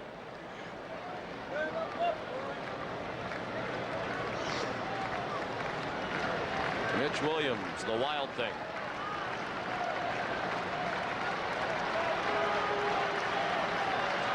Another 3-2 to Duncan. Well hit to left. Way back toward the 375 mark. Henderson. It's off the top of the wall.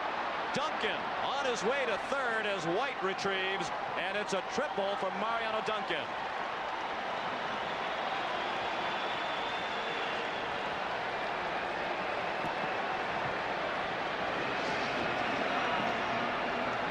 Duncan led the major leagues in triples back in 1990 when he played for the Cincinnati Reds. This ball just misses from going out of here. Two things, and it also just misses being caught by Ricky Henderson. A couple of inches either way. Henderson with the leap and the ball bouncing off the top of the fence, and Duncan has a triple. Now the infield will have to play in for John Kruk, a hitter's delight right here.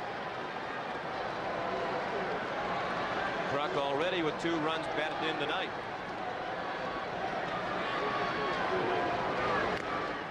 Duncan set a record with 2 triples in Game 3 of the LCS against Atlanta here in Game 1 of the World Series. He has his second hit of the night, a triple. And the infield is in for Toronto in a 3-3 game in the 5th. Kruk has 2 singles. He's driven in 1 run with each of those 2 hits. In the dirt. Here comes the runner to the plate, and he is safe. Duncan took a chance as Borders blocked the ball, and it didn't get all that far from home plate. It was up the third base line, but Duncan didn't hesitate, and he comes on to score the go-ahead run. The Phillies lead for the 3rd time tonight. It's 4-3. The reason he took the chance is because Guzman was winding up, no chance of throwing behind him, and he was in position to make the play and makes it rather easily. See right there, landing on his right foot, and by the time the ball bounces away from Borders, Borders tried to backhand the play. A little shovel pass to Guzman, but the wild pitch cost the Blue Jays a run. Remember, Guzman had 26 wild pitches on the season. And Duncan scores easily, and the Phillies retake the lead. 4-3 Philadelphia. 1 out of the bases now empty. And 1-2 the count on Kruk. Outside, 2 balls and 2 strikes. 26 wild pitches during the regular season was an American League record set by Juan Guzman. He had 26 of the 83 wild pitches thrown by Toronto hurlers, total that led the league. It's a tough staff to catch for Pat Borders. Off-speed pitch, the changeup, and it missed, and the count is full. Put Pat Borders on another team, and he wouldn't have that problem, but he's got Guzman, who is wild. He walked 110 with 26 wild pitches. Dave Stewart with the splitter in the dirt. Jack Morris relied on the splitter in the dirt. And it was Morris who held the old American League record for wild pitches. And he uncorked 24 for Detroit back in 1987. 4-3 Philadelphia in the 5th inning.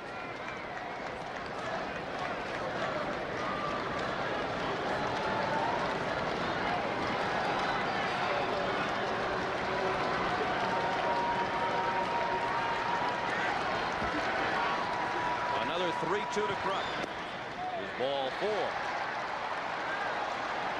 He's on base for the 3rd time tonight. The 3rd walk issued by Guzman. The first one has thrown since the 1st inning.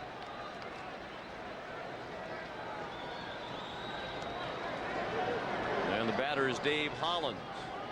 He walked in the 1st and flied to center in the 3rd.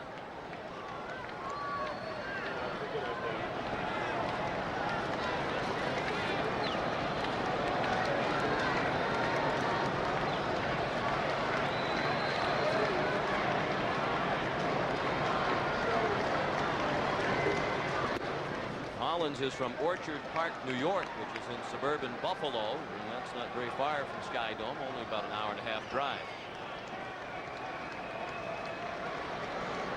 And the pitch count, 105 for Guzman.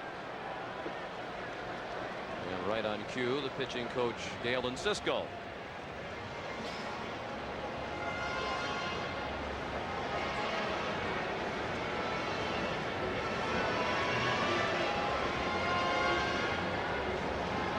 There is no action at the moment, but that will change momentarily. One of the features of Sky Dome is that you cannot see into the bullpens from most locations at Sky Dome.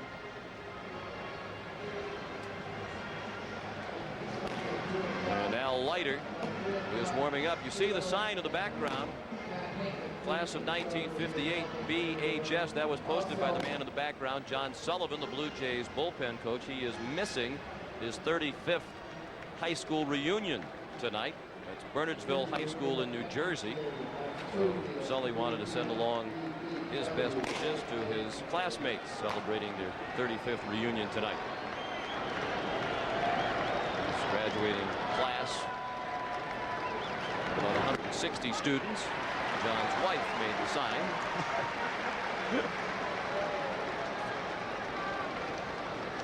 1-1 the count on Hollins. I think I'd rather be a part of a World Series team than go to a reunion. Nothing against reunions. Sully feels that way too. And we should note that this is also a very special day. You mentioned you were 3 years old when the Blue Jays in Philadelphia were then the Philadelphia Blue Jays, not the Philly. And today you are celebrating a birthday. And the folks could probably do the math. I'm 52 this evening. 5-2. Yes, indeed. Not this morning, this evening. I was going to wait as long as I could. Well, from all of us at CBS and I'm sure the many fans around the country, a happy birthday. Thank you. One rattled the mask of Borders.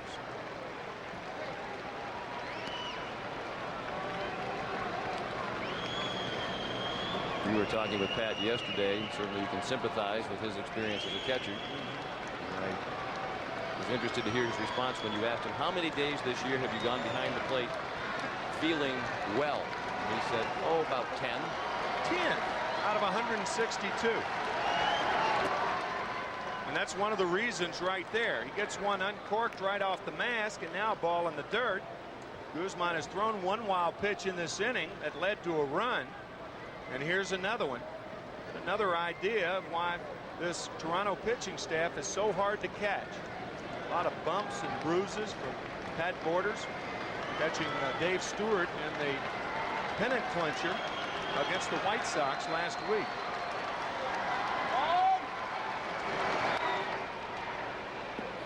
Still 2-2 on Hollins. One out. Kruk at first. One run in here in the fifth. The Phillies lead for the third time tonight. It's 4-3. We talked about that unusual move of Juan Guzman. Most power pitchers have a high leg kick. But with Guzman, he kicks the leg high and then he slides it out. That is a very unusual leg kick for Juan Guzman.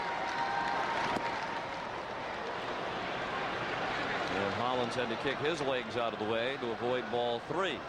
Most right-handed pitchers are either the power pitchers either kick the leg up real high or have the slide step. Well, Guzman has both.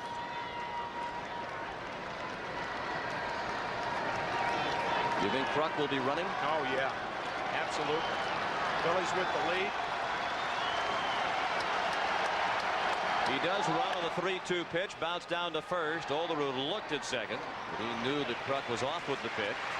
So Jim Fergosi's decision to move the runner kept him out of the double play. Yeah, that's one of the reasons you do it. You send the runner to stay out of the double play. Ideally, as an offensive player, you'd obviously like to have first and third in that situation.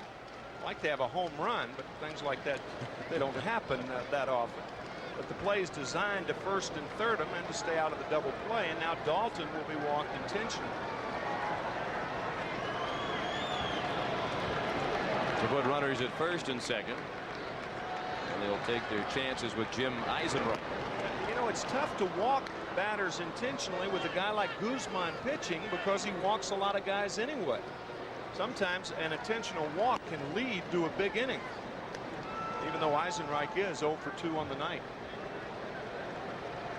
Gaston doesn't gain anything in terms of righty versus lefty. Eisenreich is a left-handed hitter, as is Dalton.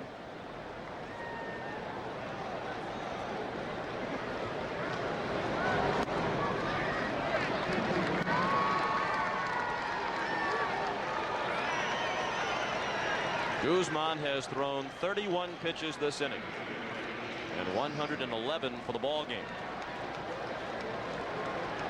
Phillies lead 4-3. They've reclaimed the lead with a run here in the fifth, and they have Jim Eisenreich at the plate, the sixth batter of the inning. He is struck out and grounded out.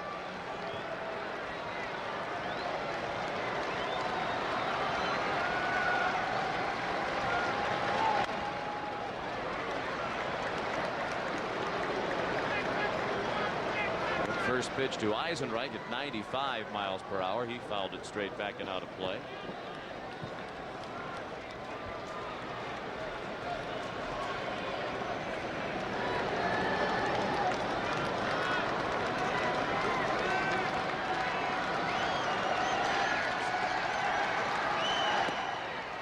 a breaking ball low. 1-1.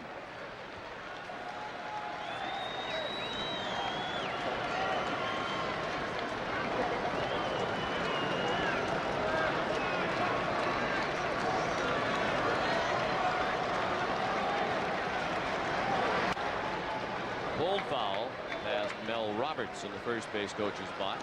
1-2 on Eisenreich. The Phillies brain trust: Dennis Menke, John Vukovich, Jim Fregosi, Johnny Padres.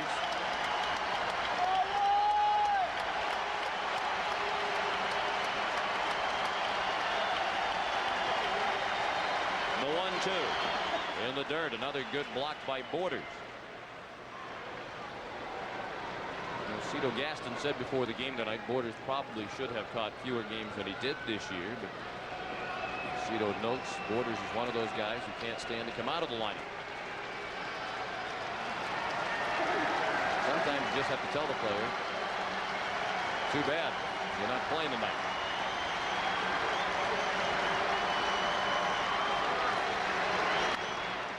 Half swing, and it's bounced down to Sprague at third. He goes to first to end the inning. Halfway through the ball game, Philadelphia 4, Toronto 3.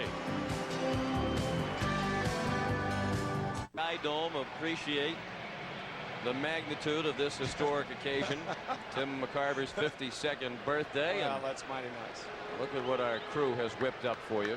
Our producer Bob Degas and our director Bob Fishman spent all day in the kitchen today. Yeah, that's very nice. After 4 years, it's a piece of cake. Hope you're hungry. I am. Look at the size of this. It's like you need a tarp to cover it. Isn't That is beautiful? very nice. Very, very nice. I look forward to that after the game.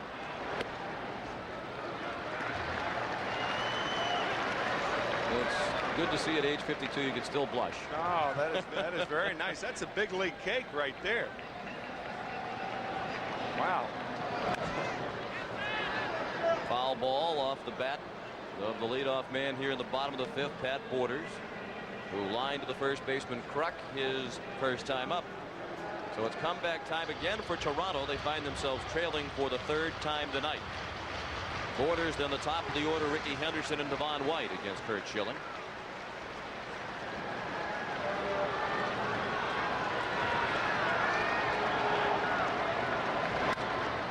Down the right field line and slicing toward the corner. It is a foul ball, and not by much.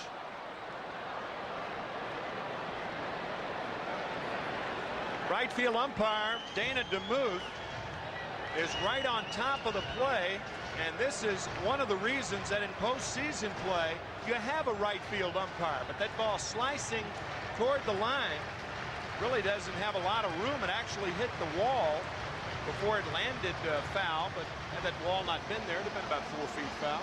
That's part of our new contest too. Hit a CBS Sports banner, win a cake. Sorry. Didn't last long. Pat Borders honing in, trying to take it away from you very quickly. I don't think he actually hit the sign. You have to keep the cake momentarily at least. Strike three. Borders called out on strikes. Leading off the fifth, that's just the second strikeout of the night for Schilling, who struck out 19 in the National League Championship Series in 16 innings. This ball right on the front corner of the plate. Doesn't matter where the catcher catches the ball. He could catch it off the plate. But that ball, as you could see, caught the front corner. Only the second strikeout, but Schilling overpowering against the Braves has not been so tonight. His first pitch, a strike to Ricky Henderson. Ricky walked in the first inning, fly to right in the second. He took a big cut and then immediately looked at his hand. Mentioned that both hands are sore for Ricky, and the count is 0-2.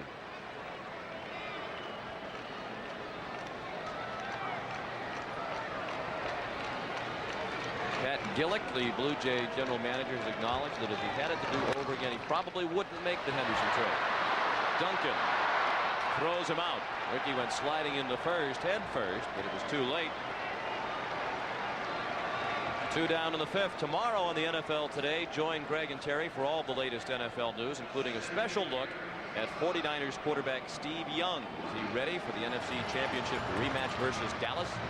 Jimmy Johnson talks about the Cowboys' chances. Plus an update on Bernie Kosar and Warren Moon as they ride the bench. Our studio guest tomorrow is Eric Dickerson. It's all tomorrow at 12:30 Eastern on the NFL Today. It's all you need to know.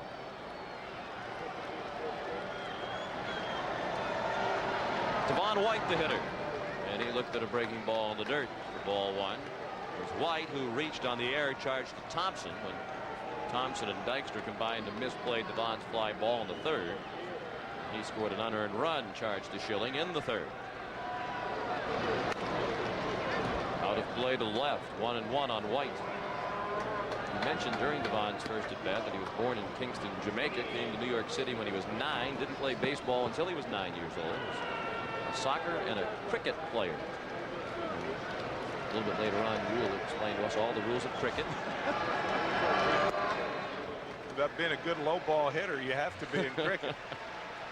Devon's father, as a matter of fact, was one of the famous cricketers from Jamaica.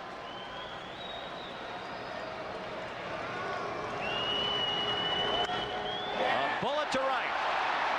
That one might land in Jamaica. Into the second deck and right for Devon White. A mammoth home run to tie the game at 4.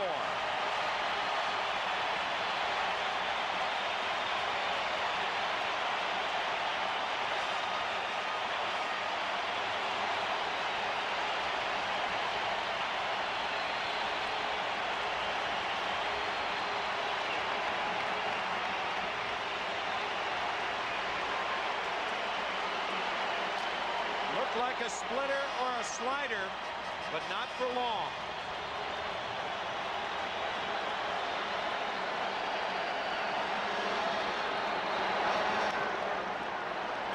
Now a pop-up by Alomar.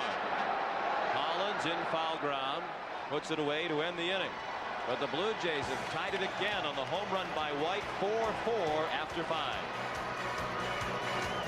Moments ago, this was the reaction of Curt Schilling as he came off the mound after having surrendered the game-tying home run to Devon White. So it's 4-4 as we go to the 6th. The line scores again identical. And after 5 innings by Juan Guzman, Cito Gaston has handed the ball over to Al Leiter. Al Leiter traded for Jesse Barfield back in 1989. And after years, about 3 as a matter of fact, of struggling, all sorts of operations on the elbow and shoulder, he's back in fine form. He worked 34 games this year. He started 12, and one of the big questions was whether Al Leiter would start game 4 of the series. Maybe Cito Gaston will work him a couple of innings here as a tune-up.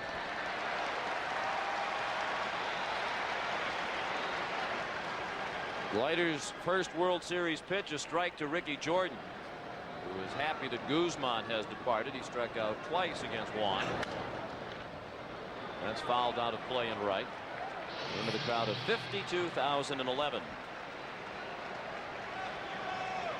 Leiter 6'3", 215 pounds. He'll turn 28 years old 1 week from tonight.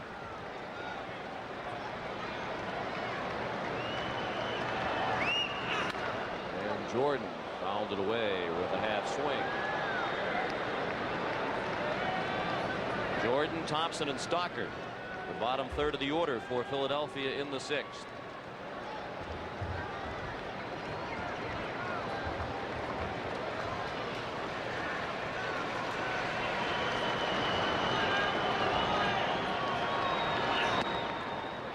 Up and in, 1-2.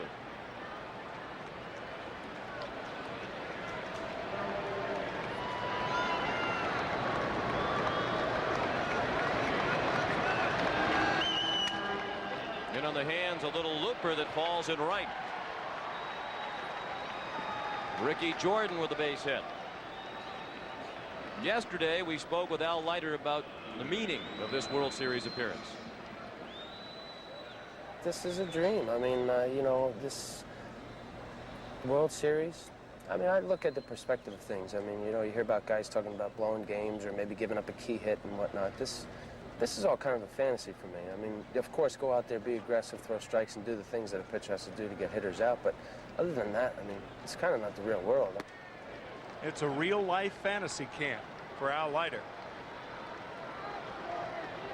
And he talked about understanding the meaning of the real world and life within it.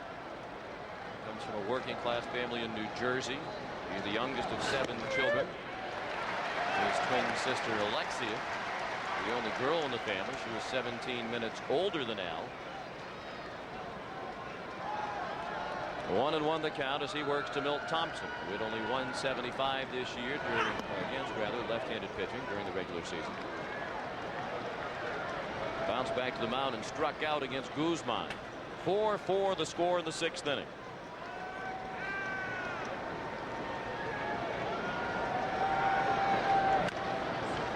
Chopped to short. Fernandez. Double play, and that's about as easy as it will get for Tony Fernandez.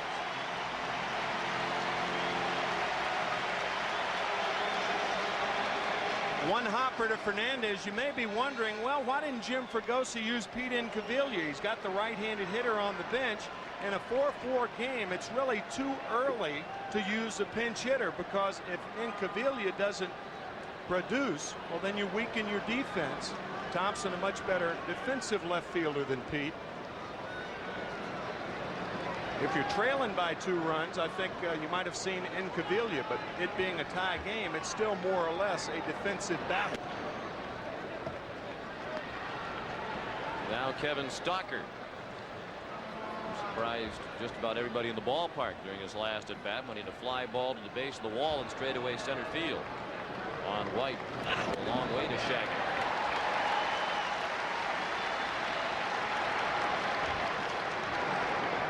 You can't see into the bullpens here, and consequently, when those in the bullpen are at field level, they can't see the action through the fence, so they have raised seating in each bullpen. Check swing and a ball low and in. 2-1 on Stalker.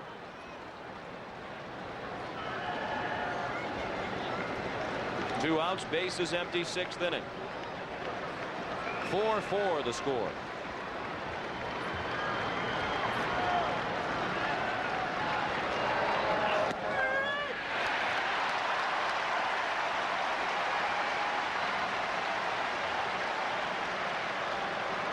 Right on the corner to Stalker.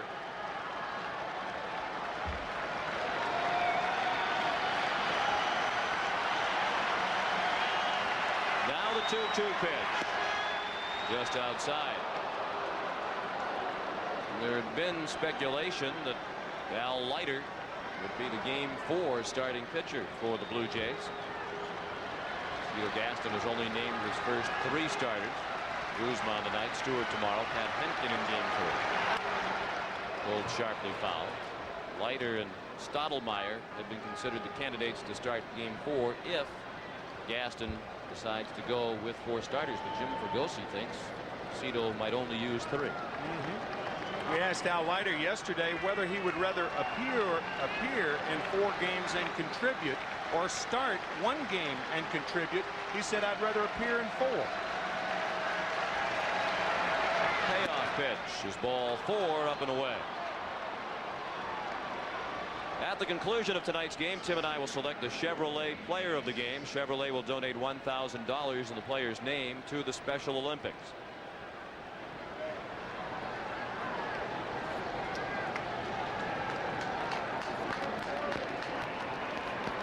Top of the order around for the 4th time for Philadelphia. Lenny Dykstra. 0 for 2. He walked, leading off the ball game, stole second and scored the first run of the game. Last time up, he was robbed of a hit on a great diving catch of a pop-up along the right field line by Roberto Alomar.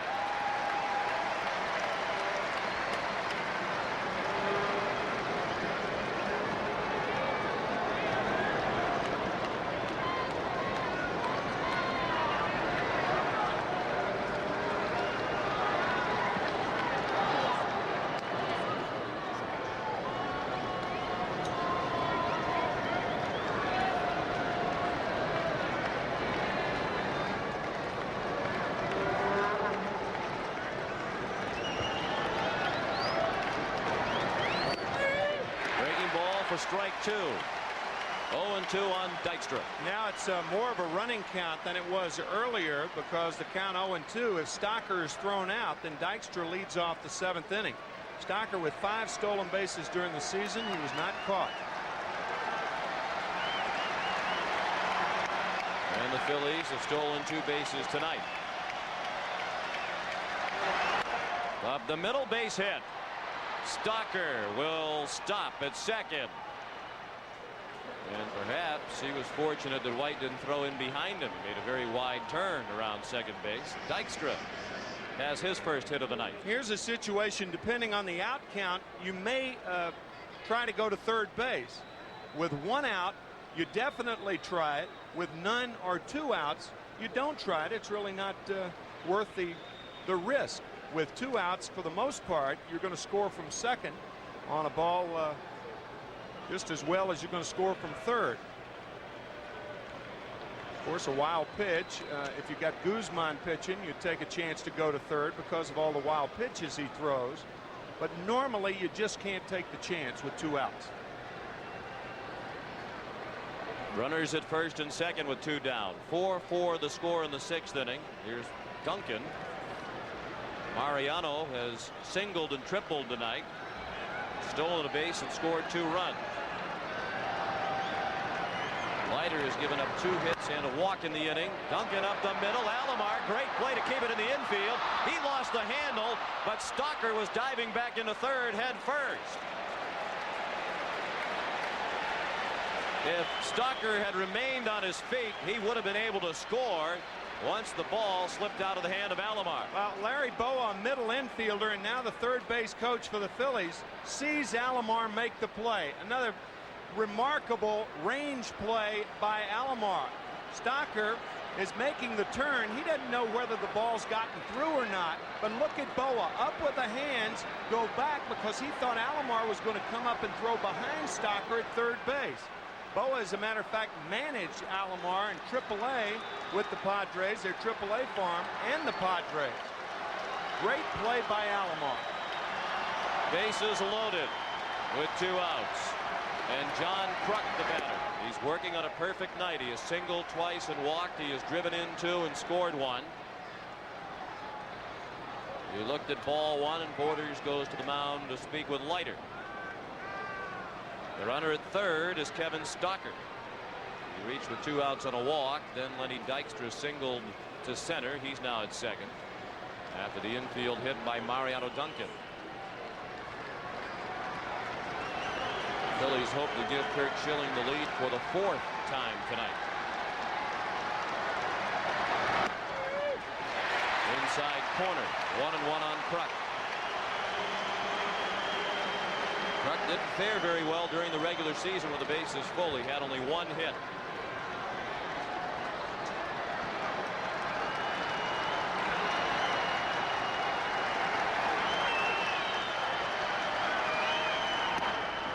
Breaking ball went around the inside part of the plate. 2-1.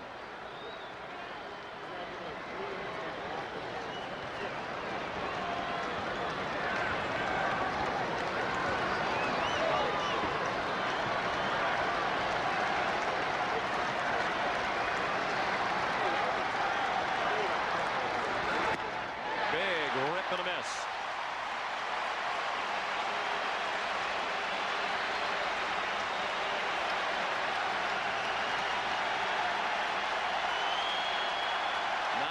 Miles per hour on the Leiter fastball. Will try to emerge from this inning unscathed, despite having surrendered 3 hits and a walk. The 2-2, low and away. And now there will be all kinds of movement with a 3-2 pitch and the bases loaded, 2 outs. All the runners will be off with the Leiter delivery. Leiter's winding up and he should be stretching. On a short double long single, that allows the runner at first to score. The runners go, and Kruk strikes out. 3 hits and a walk, but no runs for Philadelphia in the 6th. We'll return to Sky Dome after this message and a word from your local station. Game 2 of the 1993 World Series is tomorrow night here at Sky Dome. We're on the air at 8 Eastern time with the first pitch scheduled for 8:29. Airtime on CBS for all of the World Series games is 8 o'clock Eastern time. And the pitchers tomorrow night, Terry Mulholland for Philadelphia and Dave Stewart for Toronto. Game 1 tied at 4. Blue Jays with a chance to take the lead for the first time tonight. And they have the middle third of their order coming up against Kurt Schilling. Joe Carter looked at ball 1. He singled and scored in the second and had a sacrifice fly in the third. 1 ball and 1 strike. Schilling has needed only 74 pitches to reach this point. Juan Guzman, the Toronto starter, his 5 innings through 120 pitches.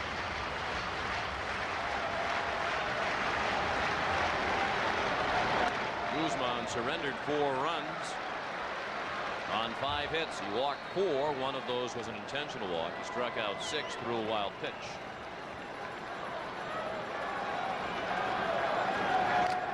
All the runs against Guzman were earned runs.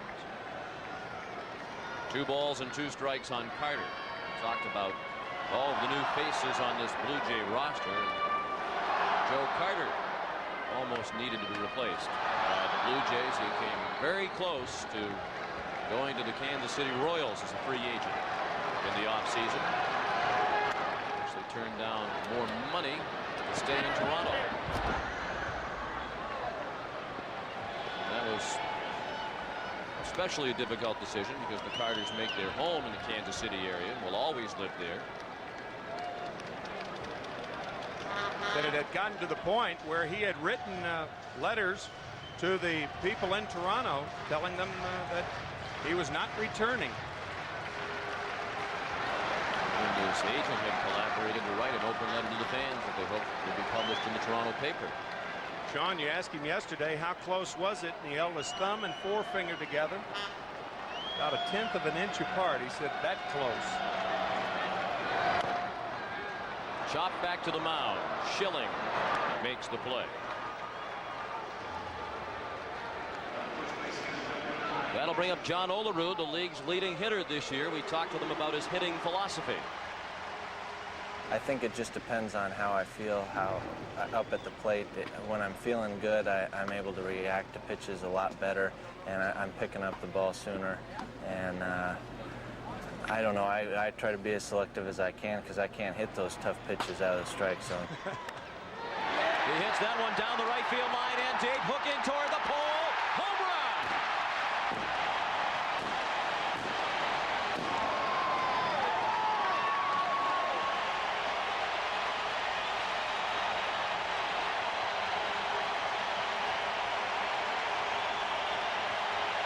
John Olerud gives the Blue Jays their first lead of the night. It's 5-4 Toronto.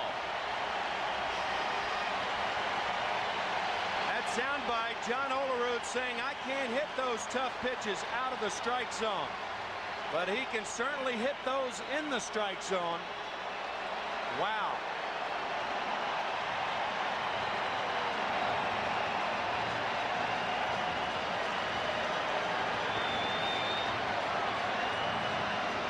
Second home run of the night for the Blue Jays. Devon White hit the first last inning that tied the game at 4-4. It's the second postseason homer of Olerud's career. He hit 24 during the regular season. And Toronto leads for the first time tonight 5-4 in the 6th inning. Schilling has now given up 6 hits. Paul Molitor is thrown out by Duncan. Molitor now 1 for 3. He had an infield single to pick up an RBI back in the 2nd. You know, when you think about it, Olerud swings like Devon White runs. Devon White with that loping, smooth, and easy stride of his, and Olerud with that smooth, easy swing of his. John said his goal for this year was to hit 300 for the first time.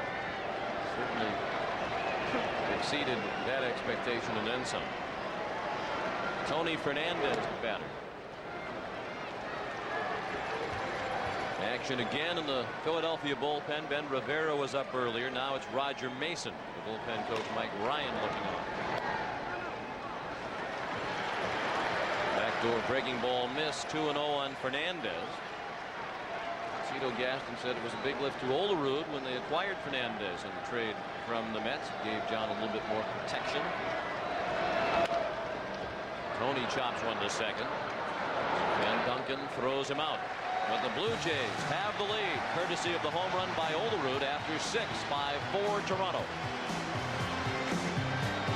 5-4, and Roberto Alomar's 2 defensive plays loom large right now. Yeah, that kind of gets lost in the shuffle. In the 5th inning, he makes the play on the Lenny Dykstra little looper over first base, and this shows you the extraordinary range of Roberto Alomar. He makes it about even with the position, and then with Duncan up and runners on at first and second and 2 out, Alomar once again shows that there is a Rob in Robbie. And Dave Hollins is at the plate, facing Al Leiter. Has to avoid giving up a run last inning, thanks in large part to the assistance of Alomar. Hollins 0 for 2 with a walk his first time up. Darren Dalton is on deck, and then Jim Eisenreich. Leiter beginning his 2nd inning of relief. Juan Guzman.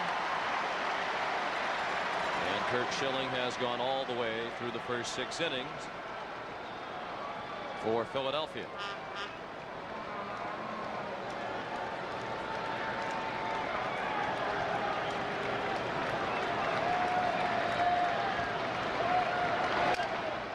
Broken bat, dribbler down to third. Sprague on the move. Nice play.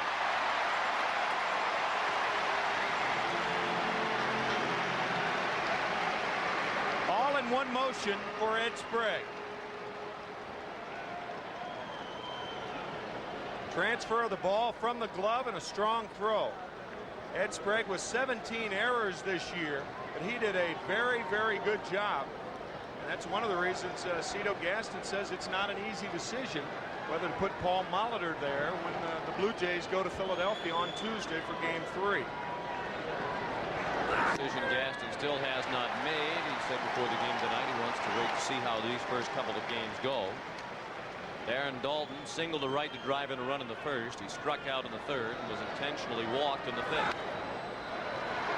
And he's in the hole here, 0-2.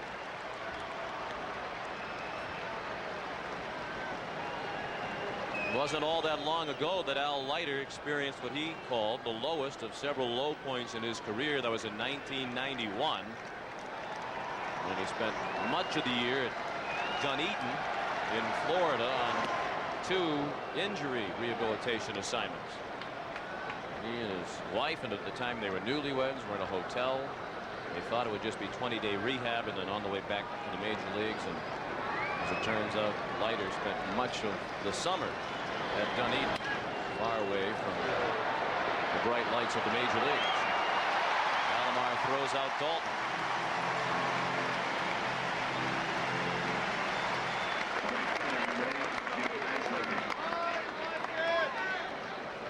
As we mentioned Dunedin, that's where the Blue Jays hold their spring training, and the Phillies train in Clearwater. Their 2 spring training ballparks are only about 5 miles apart. And as a result, they do see a lot of each other in the spring. Played 4 times in spring training to the Phillies and the Blue Jays. The Phillies won all 4, prompting Cito Gaston to make the Phillies his pick to win the National League East before the season began. So that's why you're picking the Phillies. He said, well, we can't beat them, so they must be pretty good. Cito Gaston and Jim Fregosi, very close friends. They belong to the same country club, Crescent Oaks Country Club in Tarpon Springs, Florida.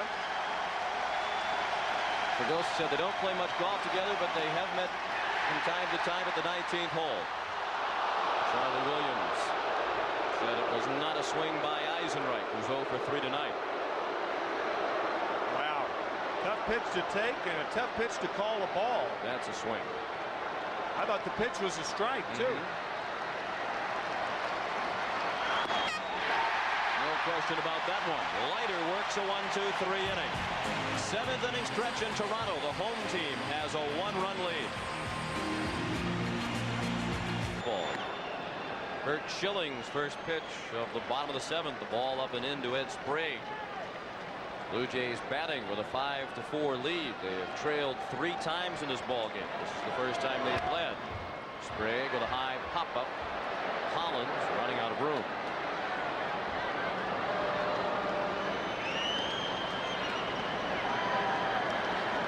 There is action in the Philadelphia bullpen. The right-hander is Larry Anderson and the lefty David West.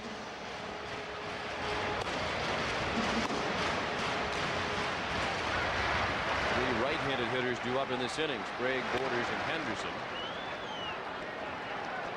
I mentioned the possibility of Paul Molitor going in to play third base when the scene shifts to Philadelphia and the DH will not be employed. And Ed Sprague has a great attitude about that. He said, if that's what's best for the team, I am more than willing to go to the bench and allow Molitor to play. Molitor has to play somewhere. Last time Molitor played third base on any regular basis was back in 1989. He played 112 games there that year. That's a long time to lay out and then come in on the World Series and try to defend that position. If it were left field, it'd be different. First base, it would be different. But third base, very difficult. Hall has joked that he'll be fine over at third base as long as the pitcher will cut off the throws across the infield and relay them on to first. Of course, there's a guy named Gary Sheffield who was coming through the Milwaukee organization that helped move Molitor away from third base and into a DH role. Schilling with a strikeout of Sprague for the first out of the 7th. Third strikeout of the night for Kurt Schilling. And the slider gets Sprague. Ed, as much as any of the Blue Jays, a high fastball hitter. He proved that in game 2 of the series last year. His first World Series at bat, a home run off Jeff Reardon. Pat Borders was the MVP of last year's World Series. Is 0 for 2 tonight. He's lined to first and struck out. And he was out ahead of that off-speed offering from Schilling. 0-2.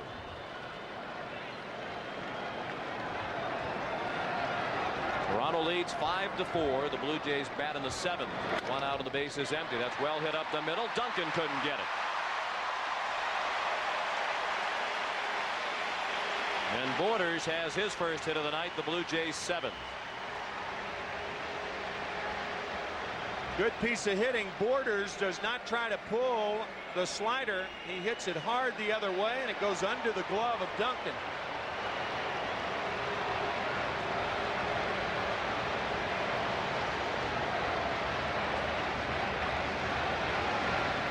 Dalton returns to the home plate area after a trip to the mound. And the top of the order comes around again for the Blue Jays. Ricky Henderson digs in. He's 0 for 2 with a walk back in the first inning.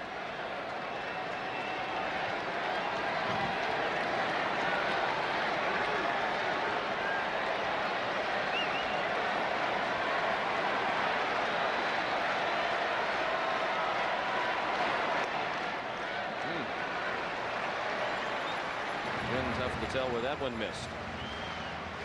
Kurt Schilling makes his home now in the Philadelphia area in New Jersey. We're up in Arizona, but he was born in Alaska. And as Pat O'Brien told you during the pregame show, he's the first native of Alaska to start game 1 of the World Series. He's actually boasting of the northernmost birthplace of any game 1 starter in World Series history. Anchorage sits on the 62nd parallel.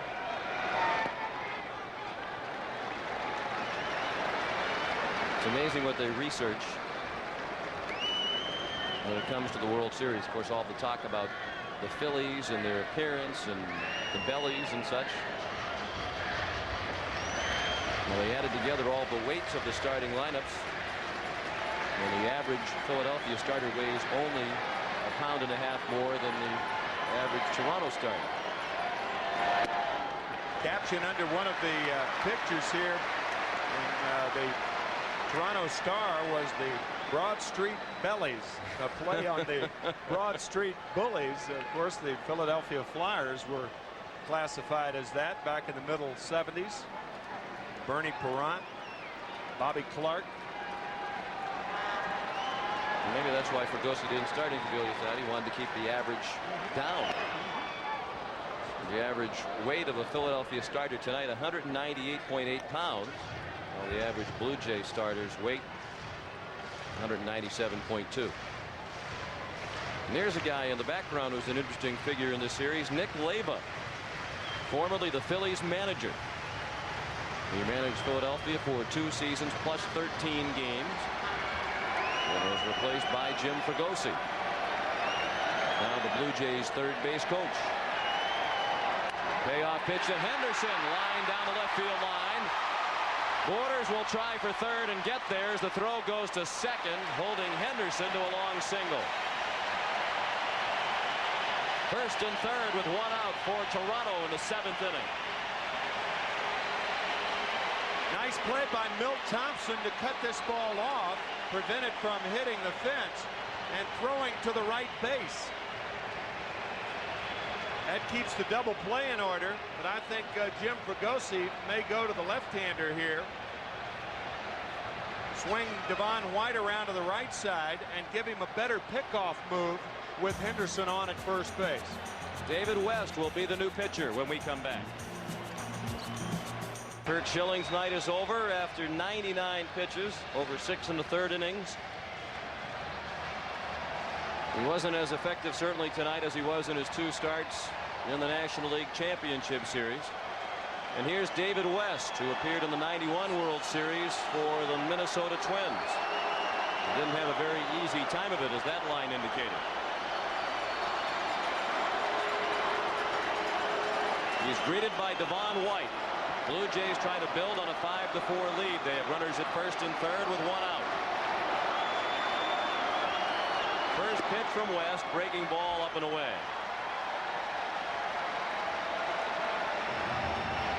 That is Pauline White, Devon White's wife, looking on in the Blue Jays live section.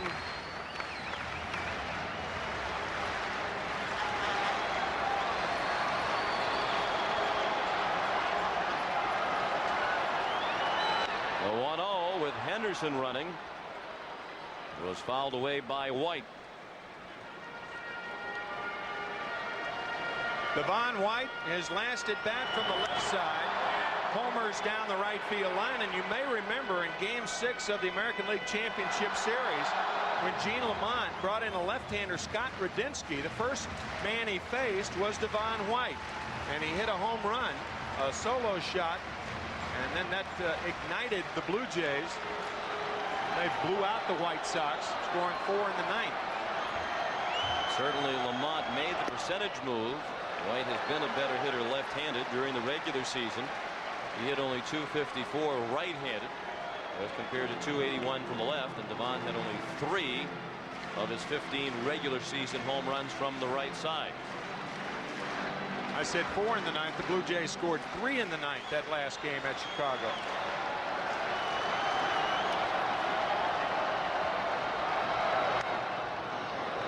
Two balls and 2 strikes. David West trying to erase the memory of his 2 appearances in that '91 World Series while with the Twins. He faced 6 batters and retired none. He allowed 2 walks and 4 hits, including a home run to Lonnie Smith. So his World Series ERA is infinity.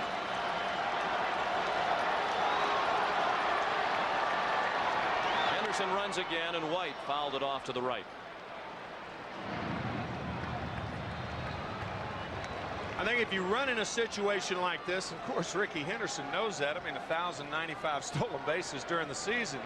But if you run, you have to make more sure than you would under normal circumstances, because if you get thrown out, you lose the sacrifice fly or fielder's choice that's going to plate a run that puts you 2 runs up. Fans chanting Devo, Devo. That's Devon White's nickname.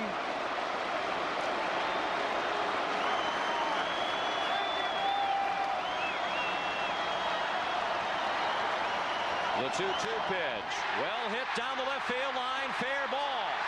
Borders in to make it a 2-run lead. Henderson to third. Throw to second. Not in time. And the Blue Jays lead 6-4.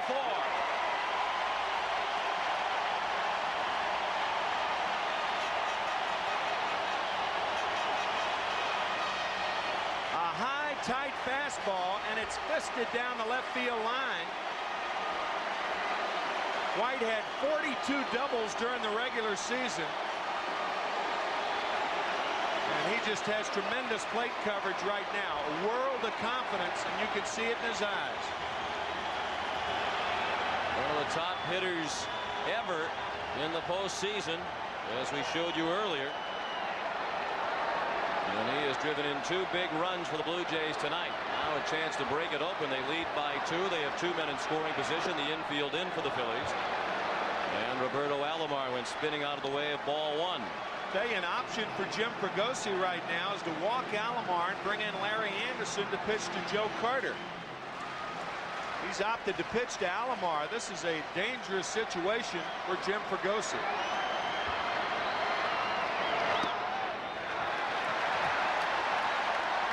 The only Blue Jay not to reach base tonight. And if you are going to pitch to him, that's the reason why you stick with the left-handed pitcher. Roberto fared much better against right-handers. The 2-0 in the dirt. Check swing. They wanted to peel down to first. Strike, says Paul Runge. It appeared that he went around Alomar a little too anxious, and he goes too far. Nice play by Dalton on the scoop.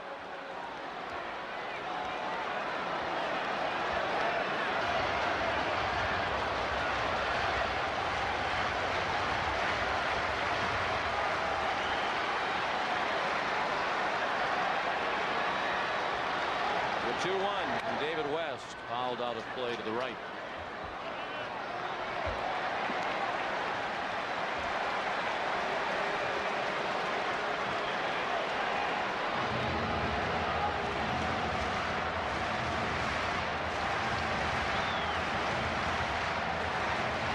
This inning charged to Kurt Schilling, and he's also responsible for Ricky Henderson standing at third. White at second, the responsibility of David West.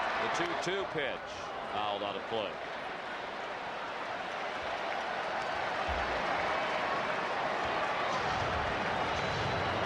He's been outstanding in this situation during his career in the postseason.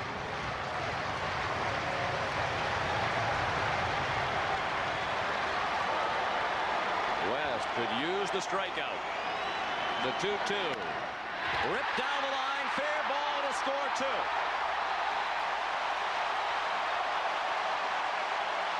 Alomar has a double, and the Blue Jays have an 8-4 lead.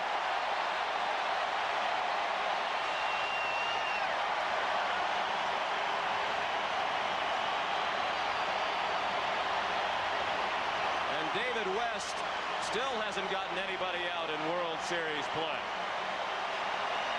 6 straight batters got on in 1991, and the first 2 here with doubles pulled down the line. First White and now Alomar.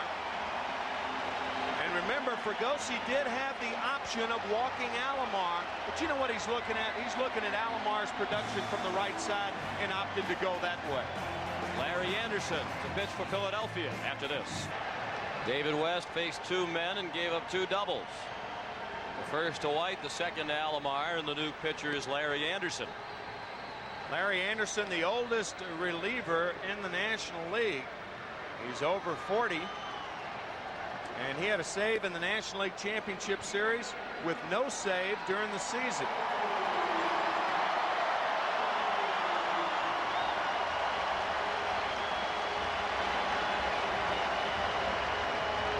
He did a very solid job during the regular season as the right-handed setup man for Jim Fregosi.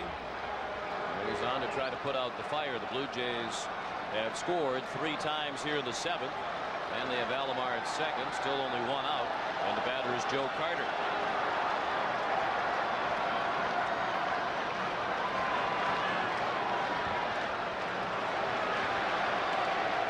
about that, though? Larry Anderson, with 64 appearances during the season, he had no saves, and then he saves one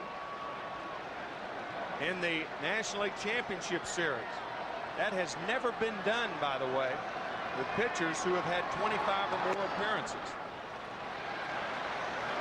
And Anderson saved that dramatic Game 5 win.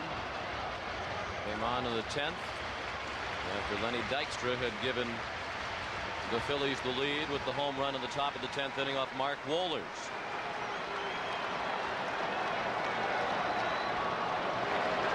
He looked to second to keep Alomar close.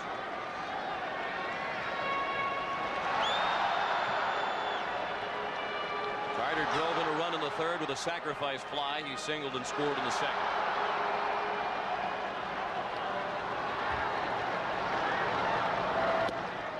And he chased the ball out of the strike zone.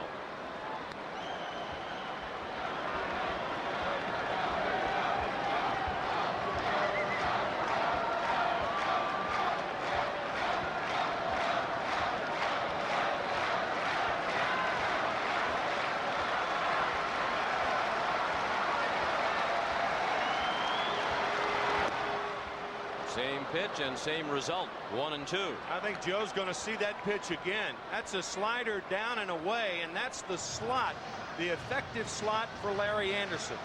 Away to right-handers, and the more he gets ahead, the more he'll move off the plate. So if you're Joe Carter now, I think you ought to be looking away. Alomar takes off. Carter strikes out. Dalton doesn't try the throw. So Anderson went right back to the same pitch to get Carter for the second out of the inning, and Alomar a stolen base. Alomar had 15 steals of third on the season. He and Ricky Henderson tied for the most. I think had Carter not swung at the ball, then Dalton goes ahead and makes the throw. But because after Carter swung, there are 2 outs, there's no sense in taking the chance of throwing to third.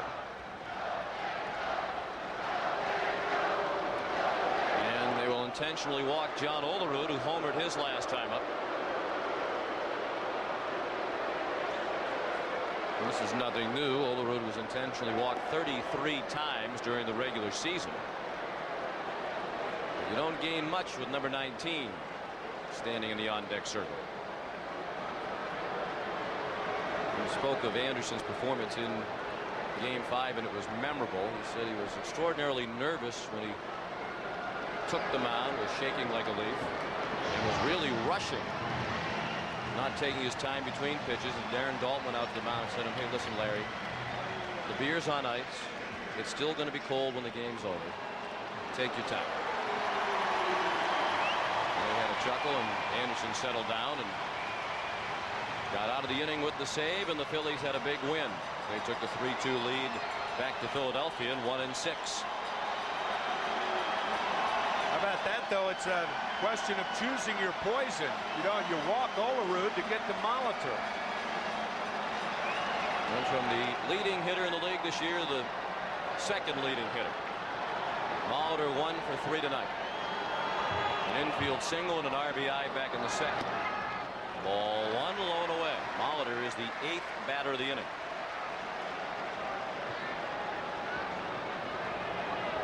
Blue Jays lead 8-4 in Game 1. Game 2 is tomorrow night, airtime 8 Eastern time here on CBS, with first pitch scheduled for 8:29.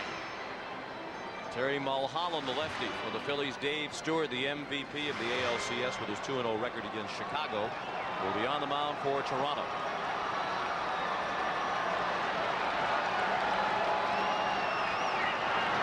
Molitor has had the surprise on the bunt, and he fouled it off. Catching Dave Hollins back at third base, and if nothing else, that'll bring Hollins in.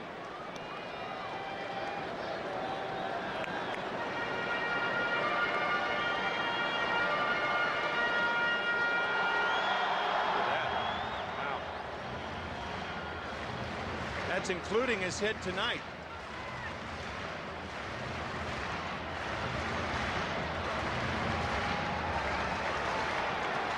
For Toronto. We're in the 7th inning. Runners at first and third with 2 outs.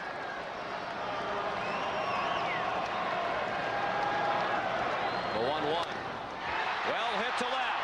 Thompson drifting back at the wall. And a great catch. Reminiscent of his catch off Mark Lemke in the League Championship Series. Milt Thompson to the wall to take an extra base hit away from Paul Molitor.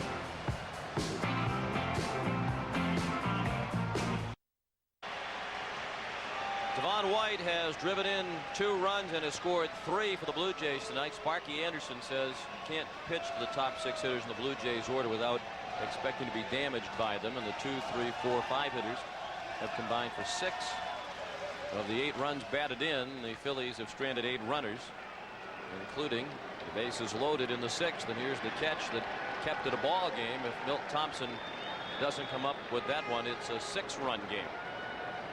Well, that's a fine play by Thompson, and certainly you're right, Sean, reminiscent of the ball hit by Lemke off of Mitch Williams.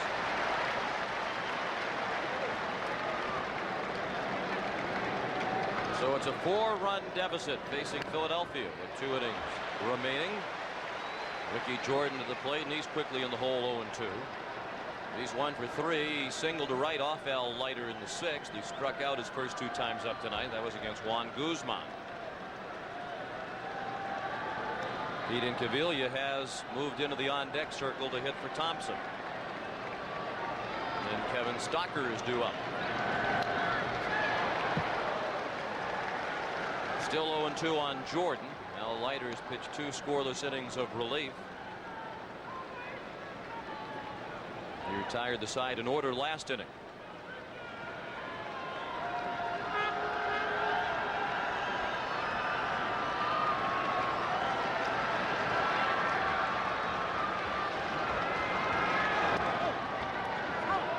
Ball and 2 strikes.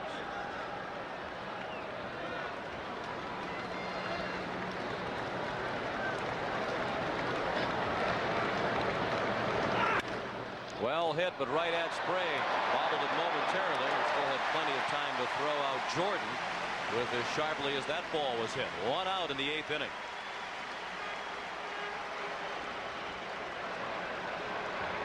The hops are more predictable on the artificial surface. That ball on top of Sprague so quickly, it hit the heel of the glove, popped out. But the hops have been going at the Blue Jays' way the last couple of innings. Perhaps only fitting that they should get the hops since their team is owned by a brewery. The Labatt Brewing Company. Incaviglia batting for Thompson. Minky at .274 during the regular season, with 89 runs batted in only 116 games. He tried to abort the swing. It was much too late. 0-2.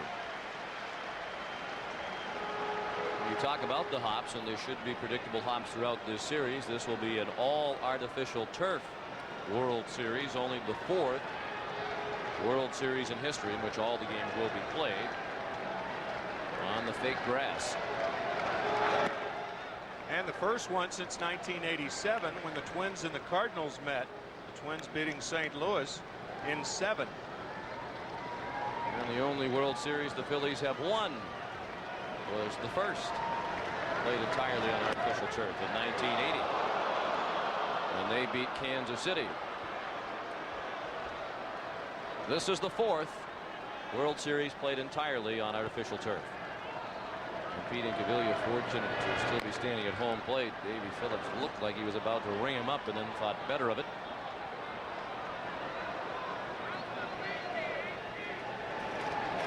Dwayne Ward is warming up in the Toronto bullpen. Here's their ace closer.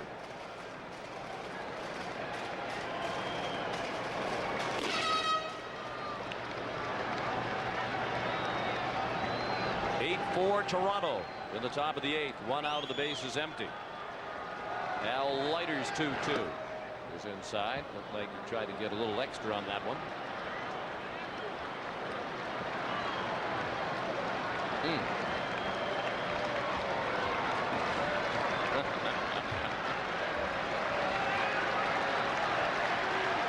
Doesn't look like a big gum night, though. Maybe what, 8 or 10? 8 to 10. Nowhere near as high of 30. Near the dugout. Borders has a play and makes it.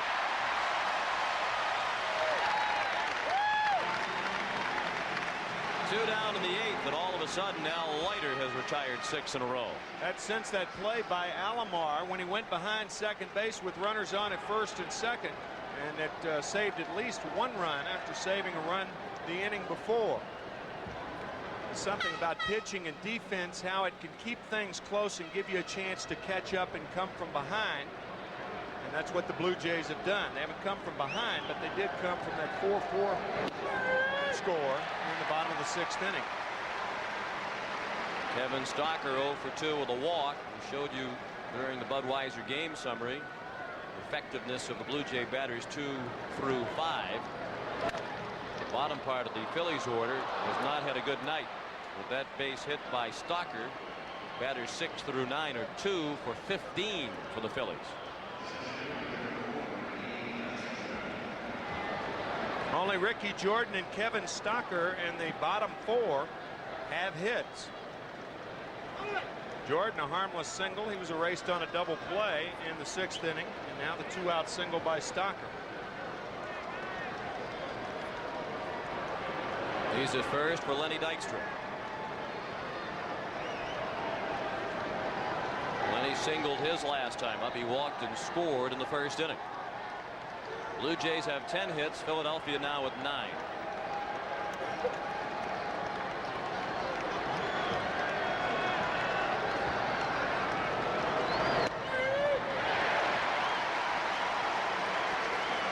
Lenny Dykstra with 6 postseason home runs. Only Jose Canseco, Kirk Gibson, and Dave Henderson have more among active players.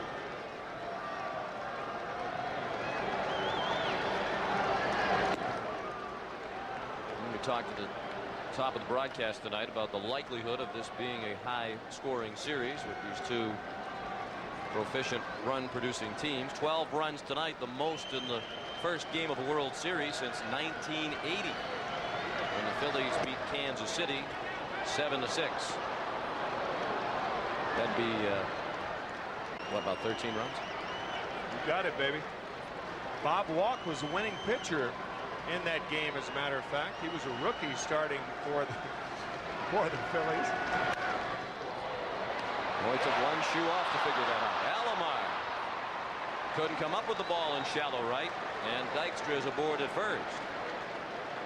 Robbie, who has made a couple of outstanding plays tonight, nearly made another, but Dykstra is safe, and they have scored that an error on Alomar. It was a tough chance, but one ordinarily he gobbles up.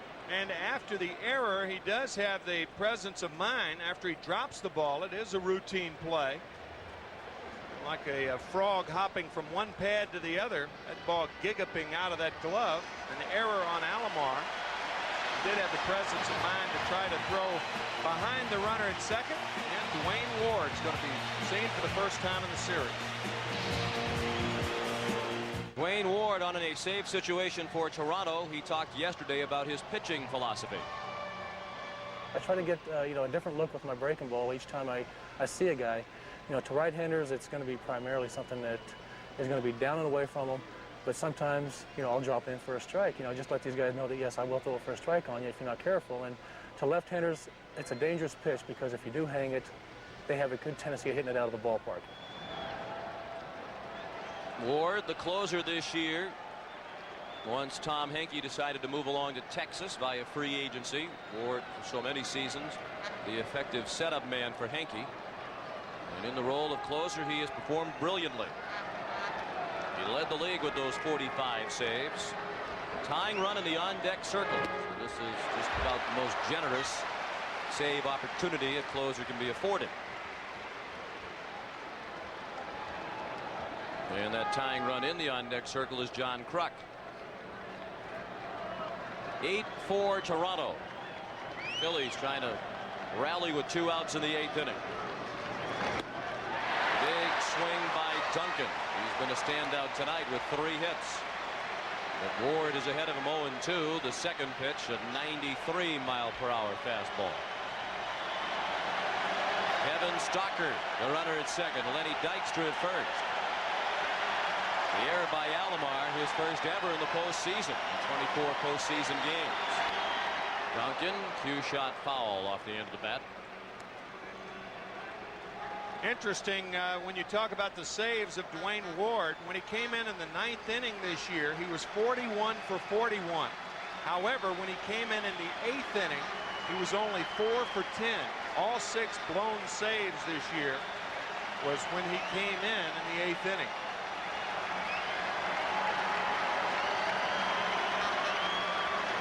To Duncan.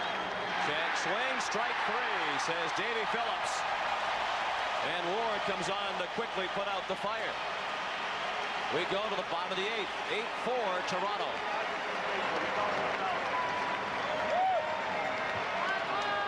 To Toronto, George Brett of the Kansas City Royals recently retired, threw out the ceremonial first pitch, and we now join him here in the commissioner's box, or what should be the commissioner's box, but since there isn't a commissioner, we're down here with Bud Selig. Anyway, George, what is your assessment of this game in this series? Well, I've seen the Blue Jays play about 13 times this year and have played against them for a long time. They're a great ball club. I haven't seen Philadelphia play with the exception on TV. It's kind of going the way I thought it would right now. How about Robbie Alomar? He's had some kind of night. Yeah, he saved a lot of runs, had the big key hit double, I think, the last inning, and he is right now my MVP of the ball game. George, would you ever consider getting into managing?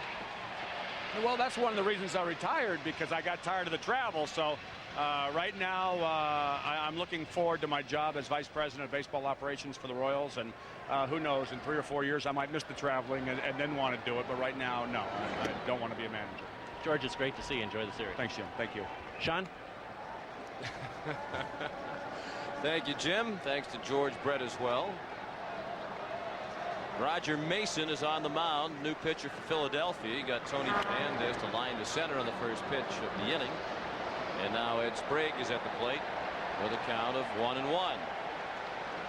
Those are the numbers posted by Mason, dividing his time between San Diego and Philadelphia. Came over to the Phillies in a midseason trade. And Pete Incaviglia remains in the game in left field. Sprague looked at a ball, 2-1. Funny seeing George Brett. You think of the last time the Phillies played in a World Series. It was 1980, the year that George Brett had his best year. Hit .390 that year, and it was hitting .400 in late September. Kruk. Officer run a little interference and gave the gentleman a pat on the back. We talked earlier about how the Toronto papers have picked up kind of where the Atlanta papers left off, poking fun at the appearances of the Philadelphia Phillies.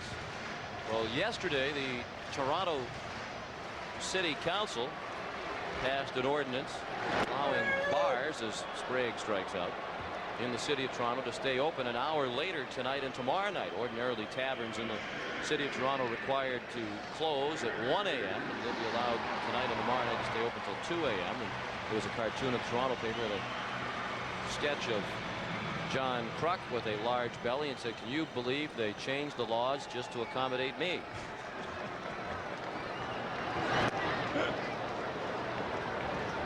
Of course, if you want a libation after the game, you don't have to go very far here with the Hard Rock Cafe out in right center field.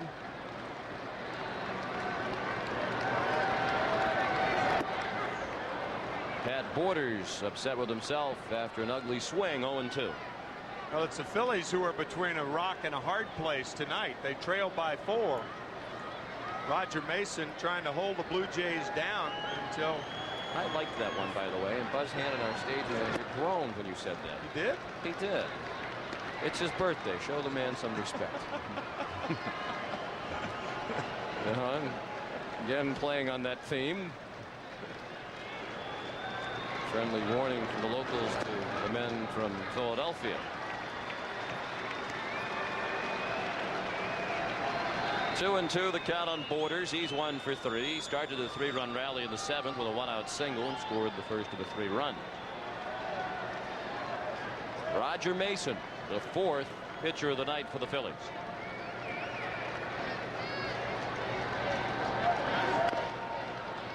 Chopped down to third. Hollins throws him out. So we go to the ninth. Last chance for the Phillies. Kruk, Hollins, and Dalton do up. It's 8-4 Toronto. Sean McDonough with Tim McCarver, Jim Gray, and Pat O'Brien at Sky Dome in Toronto for Game 1 of the World Series. The Philadelphia Phillies have enjoyed the lead in this game on 3 occasions, but 3 times Toronto battled back to tie, and then the Blue Jays took the lead in the 6th and 7th innings. Tonight's coverage of the 1993 World Series, produced by Bob Degas, directed by Bob Fishman. Our associate director is Steve Shear. The coordinating producer of Baseball 93 is Eric Mann. Baseball 93 is produced by George Barris.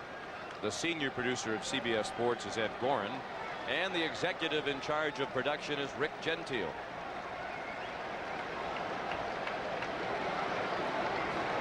John Kruk, the leadoff hitter for Philadelphia.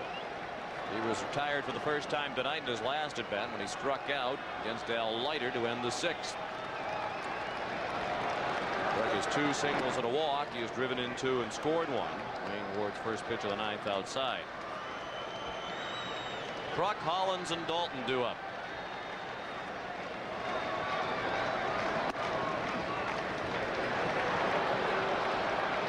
Two and 0.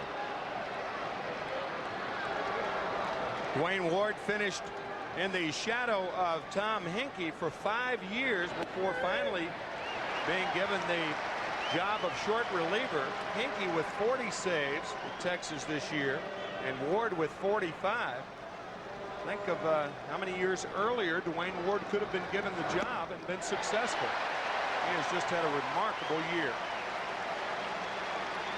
He was the first Blue Jay ever to lead the American League in saves with his 45 this year.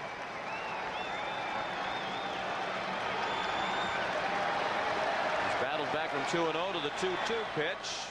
Check swing, bouncer down the line. Sprague on the run, throws it away. It got by Olerud, tracked down by Alomar, and even though he's still chasing after it, Kruk just now takes off for second and gets there ahead of the throw. Took John Kruk a long time to realize that that ball was rolling with plenty of momentum and foul ground off first out toward the right field corner. I would imagine it will be scored an infield hit and an error on Ed Sprague. Of course, when you're 4 runs down, you want to make sure you're not thrown out trying to advance a base. You have to play more of a passive game. Sprague would have had the throw been on line. The ball appears to scoot under the glove of John Olerud, and it just kept going and going and going, and Alomar couldn't catch up to it. Kruk finally went to second. They have posted an error for the Blue Jays, their 3rd of the night. They have not yet posted a hit. Ward's first pitch to Hollins at 97 miles per hour on our gun. Hollins 0 for 3 with a walk back in the first inning. So starter Guzman 0-2.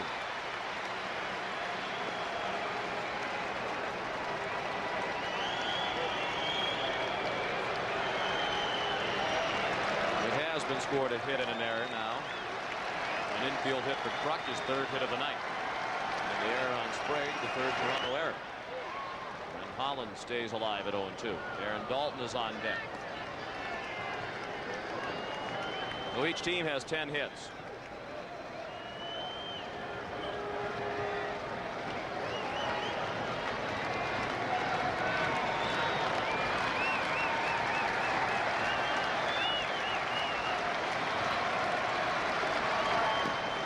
Dirt blocked by Borders.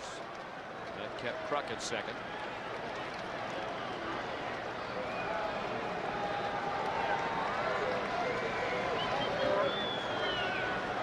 Ward facing Hollins. Both men were all-stars for the first time in their careers this year.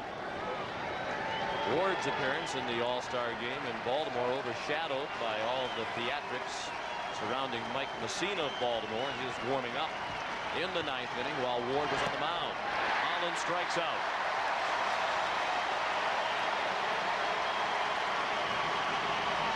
One out in the 9th. Game 2 tomorrow night. 8 o'clock airtime here on CBS. That's Eastern time. And the first pitch at 8:29. Again, the pitching matchup. Terry Mulholland for Philadelphia and Dave Stewart, a former Philly, for Toronto. There's Mulholland. Unless things change here in a hurry, will be pitching tomorrow night with his team trailing in the series 1-0. Aaron Dalton took strike one at the knee. And unless things change for the Toronto Blue Jays, they will continue to have problems with left-handed pitchers. That's why Jim Fregosi is throwing 2 left-handers against Toronto, because the Blue Jays against left-handed starters this year were 22 and 25. Dalton with a home run cut. He foul-tipped it into the mid-quarters. And that record for Toronto against left-handed starters, the worst record versus lefty starters by any World Series team in the last 55 years. And that's a note Jim Fregosi is well aware of. The 0-2 struck him out. And that was one of those pitches Ward talked about in the soundbite that you heard when he first came into the ball game. The slider down on the back foot of a left-handed hitter. That's the similar pitch on which he got Dave Hollins. 2 sliders down and into the left-handers. And what that does when he comes in a very close game in the future, if that situation exists, it allows him to throw the fastball away from the left-handers because they'll be conscious of the breaking ball. Fastball in tight to Eisenreich. He's 0 for 4, has struck out twice, including his last at bat.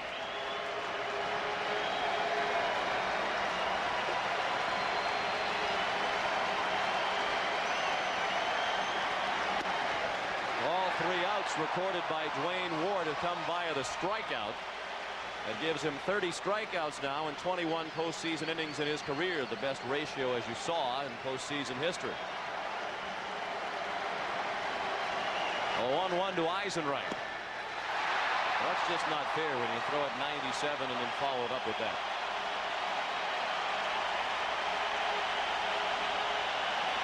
The Blue Jays 1 strike away from winning game 1.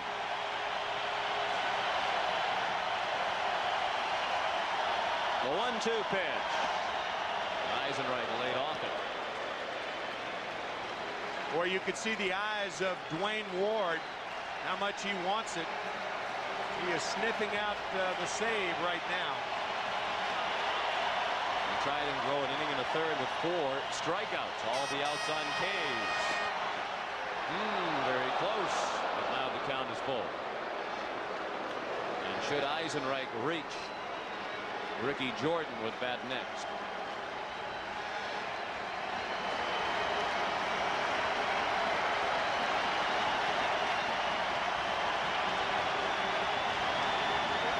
The 3-2 pitch.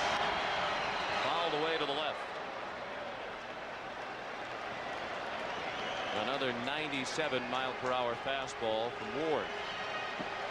29-year-old right-hander, 6'4", 225 pounds, a native of New Mexico.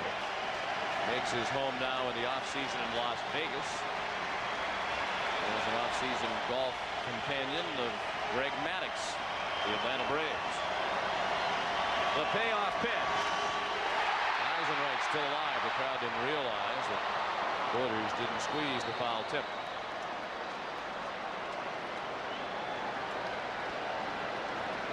The Blue Jays lead 8-4 with 2 outs in the top of the 9th. Phillies have John Kruk at second base.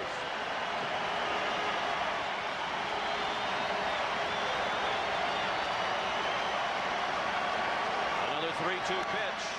Little lob and a base hit down the left field line. Kruk around to score, and it's 8-5. And that puts the tying run in the on-deck circle for Philadelphia. That's a terrific at-bat by Jim Eisenreich, working the count to 3-2, fouling off a couple of nasty pitches. Down the left field line, allowing Kruk to score. First RBI of the series for Jim Eisenreich. First ever, as a matter of fact. This being his first season. And now it's up to Ricky Jordan to get on deck. for Pete Incaviglia. If Jordan gets on, Incaviglia would represent the tying run. Jordan bounced one foul past Larry Boa in the third base coach's box. Ricky's 1 for 4. He singled in the 6th off Al Leiter.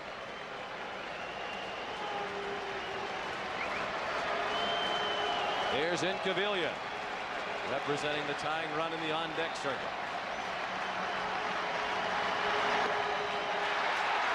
The head one flying out, and the count is 0-2 on Jordan. The fans are back on their feet.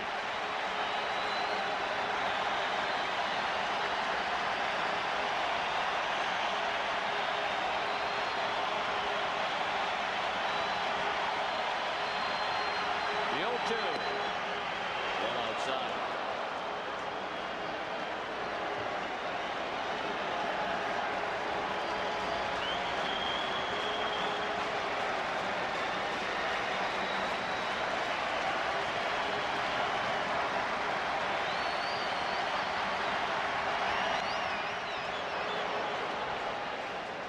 That was a hanger there. That ball was hittable.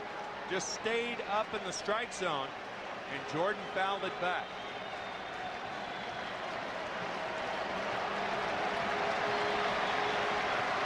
And at the very least, the Phillies are extending Ward here in the 9th, which might reduce his effectiveness tomorrow night. Eisenreich battled him. Eisenreich takes off for second. Fly ball to right. Carter started in. Now he's back to make the catch. And game 1 of the 1993 World Series goes to the Toronto Blue Jays.